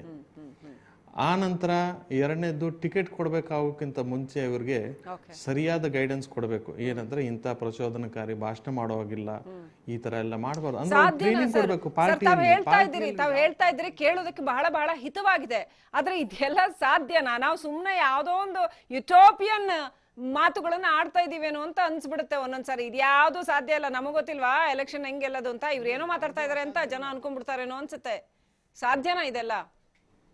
ಅಲ್ಲ, ನಾನು ಒಂದ್ ಹೇಳ್ತೇನೆ, ಅಸಾಧ್ಯವಾದದ್ದು ಯಾವುದೂ ಇಲ್ಲ. ಆದ್ರೆ ಈ ಪಕ್ಷಗಳಲ್ಲಿ ಈಗಾಗಲೇ ಕೆಲವೊಂದು ಮಾತುಕತೆ ಶುರು ಆಗಿದಾವೆ ಎಥಿಕ್ಸ್ ಬಗ್ಗೆ. ಈಗಾಗಲೇ ಶುರು ಆಗಿದಾವೆ. ನಾನು ಯಾಕಂದ್ರೆ ಪಕ್ಷದ ಆಂತರಿಕ ವಲಯದಲ್ಲಿ ಎಲ್ಲ ನನಗೂ ಸ್ವಲ್ಪ ಮಾಹಿತಿ ಇರೋದ್ರಿಂದ, ಇದು ಇತ್ತೀಚಿನ ಘಟನೆಗಳ ನಡೆದ ನಂತರ ಕೆಲವೊಂದು ಡೆವಲಪ್ಮೆಂಟ್ ಏನೇನ್ ಆಗ್ತಾ ಇದೆ ಅದ್ರ ಮೇಲೆ ಎಥಿಕ್ಸ್ ಕಮಿಟಿಗೆ ಜಾಸ್ತಿ ಮಹತ್ವ ಬರ್ತಾ ಇದೆ. ಇದು ಒಳ್ಳೆ ಬೆಳವಣಿಗೆ. ಈಗ ನೋಡಿ, ನಾನು ಯಾರ ಬಗ್ಗೆ ದೂಷಣೆ ಮಾಡ್ತಾ ಅಂತಿಲ್ಲ. ಈ ಮೀಡಿಯಾದಲ್ಲಿ ಏನ್ ಬಂತಲ್ಲ, ಇದು ಎಷ್ಟೋ ಜನಕ್ಕೆ, ಪಾಲಿಟಿಷಿಯನ್ಸ್ ಗಳಿಗೆ, ಸಾರ್ವಜನಿಕ ವಲಯದಲ್ಲಿ ಇರುವಂತವ್ರಿಗೆ ಎಲ್ಲೋ ಚುರುಕು ಮುಟ್ಟಿದೆ. ಇನ್ಮೇಲೆ ಅವರು ಸ್ವಯಂ ಪ್ರೇರಿತವಾಗಿ ಎಥಿಕ್ಸ್ ಅನ್ನು ಕಾಪಾಡೋದಕ್ಕೆ ಎಷ್ಟೋ ಜನ ಮುಂದುವರಿಯಕ್ಕೆ ಪ್ರಯತ್ನ ಮಾಡ್ತಾ ಇದ್ದಾರೆ. ನಾವು ನೋಡ್ತಾ ಇದ್ದೀವಿ ಕೆಲವೊಂದು ಬದಲಾವಣೆಗಳನ್ನ ಸ್ವಯಂ ಪ್ರೇರಿತವಾಗಿ ಮಾಡ್ತಾ ಇದ್ದಾರೆ. ಪಕ್ಷಗಳಲ್ಲೂ ಕೂಡ ಇದು ಬದಲಾವಣೆಗಳು ಆಗ್ತಾ ಇದಾವೆ, ಚರ್ಚೆ ಆಗ್ತಾ ಇದಾವೆ. ಇದು ಚರ್ಚೆ ಆಗ್ಬೇಕು. ಸಾರ್ವಜನಿಕ ವಲಯದಲ್ಲಿ ಯಾವಾಗ ಚರ್ಚೆ ಶುರು ಆಗ್ತದೆ ಅದರ ಬಗ್ಗೆ ನಿಯಮಗಳು ಶುರು ಆಗ್ತವೆ. ನಿಯಮಗಳು ಯಾವಾಗ ಶುರು ಆಗ್ತವೆ ಅದರ ಬಗ್ಗೆ ಎಕ್ಸಿಕ್ಯೂಷನ್ ಶುರು ಆಗ್ತದೆ. ಎಕ್ಸಿಕ್ಯೂಷನ್ ಶುರು ಆದ್ರೆ ಫಿಲ್ಟ್ರೇಷನ್ ಸ್ಟಾರ್ಟ್ ಆಗುತ್ತೆ. ಈಗೆಲ್ಲ ಇರೋದ್ರಿಂದ ಒಂದಕ್ಕೊಂದು ಸಂಬಂಧವಾಗಿರೋದ್ರಿಂದ ಇವೆಲ್ಲಾ ವಿಚಾರಗಳನ್ನು ಚರ್ಚೆಗೆ ಮೇಲಿನ ಮೇಲೆ ಆಗ್ತಾ ಇರಬೇಕು. ಮತ್ತೆ ಚರ್ಚೆಗೆ ಫೋರಮ್ಗಳು ಕ್ರಿಯೇಟ್ ಆಗ್ತಾ ಇರಬೇಕು. ಈಗ ಮಾಧ್ಯಮದಲ್ಲಿ ತಾವೇನ್ ಹೇಳ್ತಾ ಇದ್ರಿ, ಈ ರೀತಿ ಸಾಕಷ್ಟು ಸಂವಾದಗಳನ್ನು ಏರ್ಪಡಿಸಬೇಕು.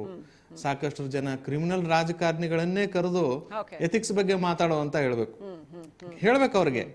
ಅವ್ರು ಮಾಡಿದಾರೆ ನಾವು ಮಾಡಿದೀವಿ, ಅವ್ರು ಮಾಡಿಲ್ವಾ ನಾವು ಮಾಡಿಲ್ವಾ, ಬಿಜೆಪಿ ಅವ್ರು ಮಾಡಿದಾರೆ ಕಾಂಗ್ರೆಸ್ನವ್ರು ಮಾಡಿಲ್ವಾ, ಕಾಂಗ್ರೆಸ್ನವ್ರು ಮಾಡಿದಾರೆ ಬಿಜೆಪಿ ಅವ್ರು ಮಾಡಿಲ್ವಾ, ಬರೀ ಇದನ್ನ ಮಾಡ್ತಾರೆ. ಅಲ್ಲ, ಎಥಿಕ್ಸ್ ಬಗ್ಗೆ ಅವ್ರದ್ದು ಏನ್ ತಿಳ್ಕೊಂಡಿದ್ದಾರೆ ಅನ್ನೋದಾದ್ರೂ ಕೇಳ್ಬೇಕು. ಸಂವಾದಗಳನ್ನು ಏರ್ಪಡಿಸಿ ಅವಾಗ 4 ಜನರ ಕಡೆಯಿಂದ ಪ್ರಶ್ನೆ ಕೇಳಿಸ್ಬೇಕು. ಅವಾಗ ಏನಾಗ್ತದೆ, ಸಾರ್ವಜನಿಕವಾಗಿ ಮುಜುಗರ ಆಯ್ತು ಅಂದ್ರೆ, ಅಥವಾ ಅವ್ರ ಬಗ್ಗೆ ತಮ್ಮ ಗೊತ್ತಾಯ್ತು ಅಂದ್ರೆ, ಏನೋ ಸ್ವಯಂ ಪ್ರೇರಿತವಾಗಿ ಬದಲಾವಣೆಗಳನ್ನು ನಾವು ನಿರೀಕ್ಷಿಸಬಹುದು ಅಂತ ಒಂದ್ ಹೇಳ್ತೇನೆ. ಇನ್ನೊಂದು ಹೇಳ್ತೇನೆ, ಈ ನಮ್ಮ ಹೌದು, ನಮ್ಮ ಮತದಾರರೇ ಎಲ್ಲ ಮಾಡ್ತಾರೆ ಅಂತ ನಾವು ತಿಳ್ಕೊಂಡಿದ್ರೆ ಅದು ದೊಡ್ಡ ಮೂರ್ಖತನ ಆಗ್ತದೆ. ಮತದಾರ ಏನಂದ್ರೆ, ಇವತ್ತಿಗೆ ಬೆಳಿಗ್ಗೆ ಒಂದು ಟಿವಿಯಲ್ಲಿ ನೋಡಿ ಒಂದ್ ಕಡೆ ಒಪಿನಿಯನ್ ಫಾರ್ಮ್ ಮಾಡ್ತಾನೆ, ಇನ್ನೊಂದ್ ಮಧ್ಯಾಹ್ನ ಇನ್ನೊಂದ್ ಚಾನಲ್ ಒಪಿನಿಯನ್ ಫಾರ್ಮ್ ಮಾಡ್ತಾರೆ. ಅಂದ್ರೆ ಮತದಾರರ ಹೌದು, ಯಾಕಂದ್ರೆ ಈ ಮತದಾರನಿಗೆ ಸ್ವಂತ ವಿಚಾರ ಮಾಡೋದಕ್ಕೆ ಇತ್ತೀಚಿನ ಮಾಧ್ಯಮಗಳು ಅವಕಾಶನೇ ಕೊಡ್ತಿಲ್ಲ. ಅವನ ಮೇಲೆ ಡಿಸಿಷನ್ ಹೇರ್ಬಿಡ್ತಾವ ಇವೆ. ಅಂದ್ರೆ ಈ ಮನುಷ್ಯ ಸರಿ ಇಲ್ಲ ಅಂತ ಅನ್ನೋದ್ರ ಸರಿ ಇಲ್ಲ ಅಂತ ಅವರೇ ತೋರಿಸಿ ಅವನ ತಲೆ ಸರಿ ಇಲ್ಲ ಅಲ್ಲ, ಅದನ್ನು ಮಾಡದೆ ಹೋದ್ರೆ ನಾವು ಕಡೆ ಪಕ್ಷ ಅಲ್ಲ, ನಾವು ಆ ತರದ ವಿಡಿಯೋಗಳನ್ನ TV5 ನಲ್ಲಿ ತೋರಿಸಿಲ್ಲ, ಅದು ಬೇರೆ ವಿಚಾರ. ಆದರೂ ಕನಿಷ್ಠ ಪಕ್ಷ ಇವ್ರು ಹಿಂಗಿದ್ದಾರೆ ಅಂತ ನಾವು ಹೇಳದೆ ಹೋದ್ರೆ ಅಷ್ಟು ಆಗಿದ್ರೆ ಆ ಭಯನೂ ಇರೋದಿಲ್ವಲ್ಲ ಅಂತ ಕೊನೆಗೆ ಏನ್ ಮಾಡೋದು ನಡೆಯುತ್ತೆ ನಂಗೆ ಹೋಗ್ಬಿಡುತ್ತೆ. ಅಲ್ಲ, ಚಾರಿತ್ರ ಹರಣ ಯಾರ ಬಗ್ಗೆನೂ ಬೇಡ, ನಾನು ಹೇಳ್ತೇನೆ, ಚಾರಿತ್ರ ಹರಣ ಯಾರ ಬಗ್ಗೆನೂ ಬೇಡ. ಆದ್ರೆ ಚಾರಿತ್ರ ಅವ್ರದ್ದು ಬಿಚ್ಚಿಡ್ತೀವಿ ಅನ್ನೋದಾದ್ರೂ ಸ್ವಲ್ಪ ಭಯ ಇತ್ತು ಅಂದ್ರೆ ಎಷ್ಟೋ ಬದಲಾವಣೆ ಆಗುತ್ತೆ ಅಂತ ನನ್ನ ಅಭಿಪ್ರಾಯ. ಮಾಧ್ಯಮ ಸಂವಿಧಾನದ 4ನೇ ಅವಿಭಾಜ್ಯ ಅಂಗ ಅಂತ ನಾನು ಕನ್ಸಿಡರ್ ಮಾಡ್ತೇನೆ. ಹಾಗಾಗಿ ಅದರ ಜವಾಬ್ದಾರಿನೂ ಕೂಡ ತುಂಬಾ ಇದೆ. ಇತ್ತೀಚಿನ ಮಾಧ್ಯಮಗಳಲ್ಲಿ ಜವಾಬ್ದಾರಿ ಎಲ್ಲರ ಮೇಲೂ ಇದೆ. ಸಾರ್ವಜನಿಕವಾಗಿ ಹಾಗೆ ನಡ್ಕೋಬೇಕು, ಸಾರ್ವಜನಿಕವಾಗಿ ಹಾಗೆ ಇರ್ಬೇಕು ಅನ್ನೋದು. ಯಾಕಂದ್ರೆ ಹಾಗೆ ನಡ್ಕೊಂಡ್ರೆ ಹೀಗೆ ತೋರಿಸ್ಬೇಕಾಗತ್ತೆ ಅನ್ನೋ ಪರಿಸ್ಥಿತಿ ಬಂದ್ಬಿಟ್ಟಿದೆ. ಸೊ ಎನಿವೆ, ಬಹಳ ಮೌಲಿಕವಾದಂತ ಮಾತುಗಳನ್ನ ತಿಳಿಸ್ಕೊಟ್ಟಿದ್ದೀರಾ ಸಂಕೇತ ಹೆಣಗಿಯವರೇ. ನೀವು ಹೇಳ್ತಾ ಇರೋದು ಈ ಮಾತುಗಳು 100ಕ್ಕೆ 100 ಇದು ಎಲ್ಲ ಪಕ್ಷಗಳಲ್ಲೂ ಬಹುಶಃ ಅಸ್ತಿತ್ವಕ್ಕೆ ಬಂದ್ರೆ, ನೀವು ಹೇಳ್ತಾ ಇರುವಂತ ಈ ಎಥಿಕ್ಸ್ ಕಮಿಟಿ ಇನ್ನಷ್ಟು ಸ್ಟ್ರಾಂಗ್ ಆದ್ರೆ, ಈಗ ಸುಮ್ಮನೆ ನಂಬಿಕೆ ವಾಸ್ತಾ ಇರುವಂತ ಒಂದು ಜೋಕ್ ಅಲ್ದೇನೆ ಒಂದು ಗಂಭೀರವಾದಂತ ಒಂದು ವಿಚಾರ ಇದಾದರೆ ಬಹುಶಃ ಇಂಥ ಪ್ರಕರಣಗಳಿಂದಾಗಿ ಆದ್ರೂ ತಿದ್ದುಕೊಳ್ಳಲಿ, ಇನ್ನೊಂದು ಸ್ವಲ್ಪ ಪ್ರಜ್ಞೆ ಜಾಗೃತ ಆಗಲಿ ಜನಗಳಲ್ಲಿ ಅನ್ನೋದು ನಮ್ಮ ಆಶಯ ಕೂಡ. ಧನ್ಯವಾದಗಳು TV5ಗೆ ಮಾತನಾಡಿದ್ದಕ್ಕೆ. ರೈಟ್, ಮಂಜುನಾಥ್ ಅವರೇ, ಏನೆಲ್ಲ ಮಾಡಬಹುದು ಕೊನೆಯದಾಗಿ? ಈಗ ಈ ಭ್ರಷ್ಟಾಚಾರನ ಮತ್ತೆ ಕ್ರಿಮಿನಲ್ ಪ್ರಕರಣಗಳನ್ನ ತಡೆಯೋದಕ್ಕೆ independent agency is very much necessary. ಯಾವ್ದಿದಾವೆ, ಏನ್ ಮಾಡ್ಬೋದು? ಸೊ ಈಗ ED ಆಗ್ಬೋದು, CBI ಆಗ್ಬೋದು, ಇದು ಯಾವುದೇ ರಾಜಕೀಯ ಪಕ್ಷಗಳಿಗೆ ಅನುಗುಣವಾಗಿ ನಡ್ಕೊಂಡಲ್ಲೇನೆ, ಹೊಂದಾಣಿಕೆಯಲ್ಲಿ ನಡ್ಕೊಂಡಲ್ಲೇನೆ ಇದ್ರ ಕೆಲಸವನ್ನ ಇಂಡಿಪೆಂಡೆಂಟ್ ಆಗಿ, ಟ್ರಾನ್ಸ್ಪೆರೆಂಟ್ ಆಗಿ, ಸ್ಟ್ರಿಕ್ಟ್ ಆಗಿ, ಮತ್ತೆ ಇದರಲ್ಲಿ ಸೊ ನಮಗೆ ಪನಿಷ್ಮೆಂಟ್ ಇದೆಲ್ಲ ರಾಜಕೀಯವಾಗಿ ಬಳಕೆ ಆಗ್ತಾ ಇದೆ. ಆದ್ರೆ ಇದನ್ನ ಕಾನ್ಸ್ಟಿಟ್ಯೂಷನ್ ಅಲ್ಲಿ ವ್ಯಾಲಿಡಿಟಿ ಕೊಟ್ಟರು ಕೂಡ, ಎಂಟಿಟಿ ಕೊಟ್ಟರು ಕೂಡ ಇದು ರಾಜಕೀಯವಾಗಿ ಬಳಕೆ ಆಗ್ತಾ ಇದೆ. ಮತ್ತೆ ನಮ್ಮ ನ್ಯಾಯಾಂಗ ವ್ಯವಸ್ಥೆಗೆ ಹೆಚ್ಚಿನ ಅಧಿಕಾರ ಕೊಡಬೇಕು, ಇದಕ್ಕೆ ಶಿಕ್ಷೆ ಕೊಡೋ ಅಂತ ಅಧಿಕಾರನ ಜಾಸ್ತಿ ಇರಬೇಕು. ಇಂಡಿಪೆಂಡೆಂಟ್ ಆಗಿ ಏನು ನಾವು ಒಂದು ಏಜೆನ್ಸಿ, ಈಗ CBI ಆಗ್ಬೋದು, ED ಆಗ್ಬೋದು, ಇತರೆ ಅಂಗಗಳು ಕೂಡ ರಾಜಕೀಯ, ನೀವು ಹೇಳಿದ್ರೆ ರಾಜಕೀಯತೆ ಇದೆ, ಇದಕ್ಕೆ ಇಂಡಿಪೆಂಡೆಂಟ್ ಯಾವುದೇ ರಾಜಕೀಯ ಪಕ್ಷ ಹಸ್ತಕ್ಷೇಪ ಇರಬಾರ್ದು. ED ಡೈರೆಕ್ಟರ್ನ ಯಾರನ್ನೂ ಅಪಾಯಿಂಟ್ ಮಾಡಬಹುದು, CBI ಯಾರನ್ನೂ ಅಪಾಯಿಂಟ್ ಮಾಡಬಾರ್ದು. ಅದಕ್ಕೆ ಸಪರೇಟ್ ಒಂದು ಎಂಟಿಟಿ ಇರಬೇಕು. ಸಪರೇಟ್ ಸ್ಟ್ಯಾಂಕ್ಟಿಟಿ ಇದ್ದಾಗ, ಸಪರೇಟ್ ಅವ್ರಿಗೆ ಪವರ್ ಕೊಟ್ಟಾಗ ಅಂತ ಸಂದರ್ಭದಲ್ಲಿ, ಹಾಗಾಗಿ ನಾವು ಮತದಾರನ, ಅವರು ನಮ್ಮ ಸ್ನೇಹಿತರು ಹೇಳ್ದಂಗೆ ಮತದಾರನ ನಾವು ಬುದ್ಧಿವಂತ ಅಲ್ಲ ಅಂತ ತಿಳ್ಕೊಳಂಗಿಲ್ಲ. ಮತದಾರ ಕೂಡ ಬಹಳ ಎಚ್ಚರಿಕೆಯಿಂದ ಇದ್ದಾನೆ. ಅವನು ಮುಂದಿನ ದಿನಗಳಲ್ಲಿ ಒಳ್ಳೆ ರಾಜಕಾರಣಿನ ಆರಿಸ್ತಾನೆ. ಅವರಿಗೆ ಪ್ರಜ್ಞೆ ಇದೆ, ಯಾರು ಕ್ರಿಮಿನಲ್ ಪ್ರಕರಣಗಳಲ್ಲಿ ಇದ್ದಾರೆ, ಯಾರು ಭ್ರಷ್ಟಾಚಾರದಲ್ಲಿ ಮಾಡಿದ್ದಾರೆ, ಯಾರು ಸಮಾಜನ ಅಭಿವೃದ್ಧಿ ಮಾಡ್ತಾರೆ ಇಲ್ಲ ಅನ್ನೋದು ಅವಳು ಬಹಳ ಪ್ರಜ್ಞೆಯಿಂದ ಇದ್ದಾರೆ. ಮತದಾರರು ಕೂಡ ಸಮಾಜವನ್ನ, ಈಗೇನು ನಾವು ಮತದಾರನ ಹೆಂಗ್ ಇಷ್ಟೊಂದು ಜನ ಕ್ರಿಮಿನಲ್ಗಳು ಸೆಲೆಕ್ಟ್ ಆಗ್ಬೋದು, ಸಮ್ ಟೈಮ್ಸ್ ಅವರ ಮತದಾರರಿಗೆ ಮರೆಮಾಚಿರ್ಬೋದು, ಮತದಾರನ ಬೇರೆ ದಿಕ್ಕಿಗೆ ತಗೊಂಡೋಗಿರ್ಬೋದು. ಮತದಾರ ಬಹಳ ಮುಂದೆ ತುಂಬಾ ಎಚ್ಚರಿಕೆಯಿಂದ ಇರ್ತಾನೆ. ನಾನು ಹೇಳೋದು ಇದನ್ನೆಲ್ಲ ಕ್ಲೀನ್ ಮಾಡಬೇಕು ಅಂದ್ರೆ ಒಂದು ಇಂಡಿಪೆಂಡೆಂಟ್ ಏಜೆನ್ಸಿ ತುಂಬಾ ನೆಸೆಸಿಟಿ ಇದೆ. Right, correct. Thank you Manjunath ಅವರೇ. ನಿಜವಾಗ್ಲೂ ಹಾಗಾಗ್ಲಿ ಅನ್ನೋದು ನಮ್ಮ ಆಶಯ ಕೂಡ. ಇನ್ನಷ್ಟು ಕ್ರಿಮಿನಲ್ ಹಿನ್ನೆಲೆಯುಳ್ಳಂತಹ ಅಥವಾ ಕ್ರಿಮಿನಲ್ ಕೇಸಸ್ಗಳನ್ನ, ಆರೋಪಗಳನ್ನ ಎದುರಿಸ್ತಾ ಇರುವಂತವ್ರು ಹೀಗೆ ಬರ್ತಾ ಹೋದ್ರೆ ದೇಶ ಏನಾಗತ್ತೆ ಮುಂದೆ? ಸುಮ್ಮನೆ ಕೂತಿರ್ತೀವಲ್ಲ ಇದನ್ನೆಲ್ಲ ನೋಡ್ಕೊಂಡು. Once again, are we stupid? ಮೂರ್ಖರ ನಾವು? ಹಾಗಾದ್ರೆ ಆಯ್ತು, ನಮ್ಮನ್ನ ಈ ತರ ಬರೀ ಕೇಸ್ ಇರೋಂಥವ್ರೆ ಕ್ರಿಮಿನಲ್ಗಳೇ ಆಳ್ಲಿ ಅಂತ ಬಿಟ್ಬಿಡಕ್ಕಾಗತ್ತಾ? ಏನಾದ್ರೂ ಒಂದು ಗಂಭೀರವಾದಂತ ಕ್ರಮ ಕೈಗೊಳ್ಬೇಕಲ್ವಾ ಅದಕ್ಕೆ? ಸೊ ಅಂಥದ್ದೊಂದು ಕೆಲಸ ಆಗ್ಲಿ. ಒನ್ಸ್ ಅಗೈನ್ DV ಗುಂಡಪ್ಪನವರು ಹೇಳಿರ್ತಕ್ಕಂಥ public life must be spiritualised, Gokhale ಅವರ ಇನ್ಸ್ಪಿರೇಷನ್ ಅಲ್ಲಿ ಅವರು ಅದನ್ನ ಹೇಳಿರ್ತಕ್ಕಂಥದ್ದು. ಅಂಥದ್ದು ಸಾಧ್ಯವಾಗಲಿ ಅಂತ ಯಾವತ್ತೂ ನಾವು ಹೋಪ್ ಇಟ್ಕೋಬೇಕು. ಹೋಪ್ ಕಳ್ಕೊಳ್ಳೋದ್ರಲ್ಲಿ ಏನೂ ಅರ್ಥ ಇಲ್ಲ. ಸಂಪೂರ್ಣ ಹಿಂಗಾಗೋಗ್ಬಿಟ್ಟಿದೆ ಅಂತ ಹೋಪ್ ಕಳ್ಕೊಳ್ಳೋದ್ರಲ್ಲಿ ಏನೂ ಅರ್ಥ ಇಲ್ಲ. ಹಾಗಾಗಿ ಇನ್ನಾದ್ರೂ ಇಂಥ ಪ್ರಕರಣಗಳು ಕಳೆದ 4 ದಿನದಿಂದ ಏನ್ ನೋಡಿದ್ವಲ್ಲ, ಇಂಥ ಪ್ರಕರಣಗಳ ಮುಖಾಂತರವಾದ್ರೂ, ದುರದೃಷ್ಟವಶಾತ್ ಹೀಗಾಗಬಾರ್ದು, ಆದ್ರೆ ಇಂಥ ಪ್ರಕರಣಗಳ ಮುಖಾಂತರ ಆದ್ರೂ ಒಂದ್ ಸ್ವಲ್ಪ ಪ್ರಜ್ಞೆ ಬರಲಿ, ಒಂದ್ ಸ್ವಲ್ಪ ಎಚ್ಚರಿಕೆ ಬರಲಿ, ಒಂದ್ ಸ್ವಲ್ಪ ನಾವು ಸಾರ್ವಜನಿಕ ಬದುಕಿನಲ್ಲಿ ಇದೀವಪ್ಪ, ಶುದ್ಧವಾಗಿರ್ಬೇಕು ಅನ್ನೋ ಪ್ರಜ್ಞೆ ಬರಲಿ ಅಂತ ಹೇಳ್ತಾ ಈ ಕಾರ್ಯಕ್ರಮ ಮುಗಿಸ್ತಾ ಇದ್ದೀನಿ. ನಮಸ್ಕಾರ.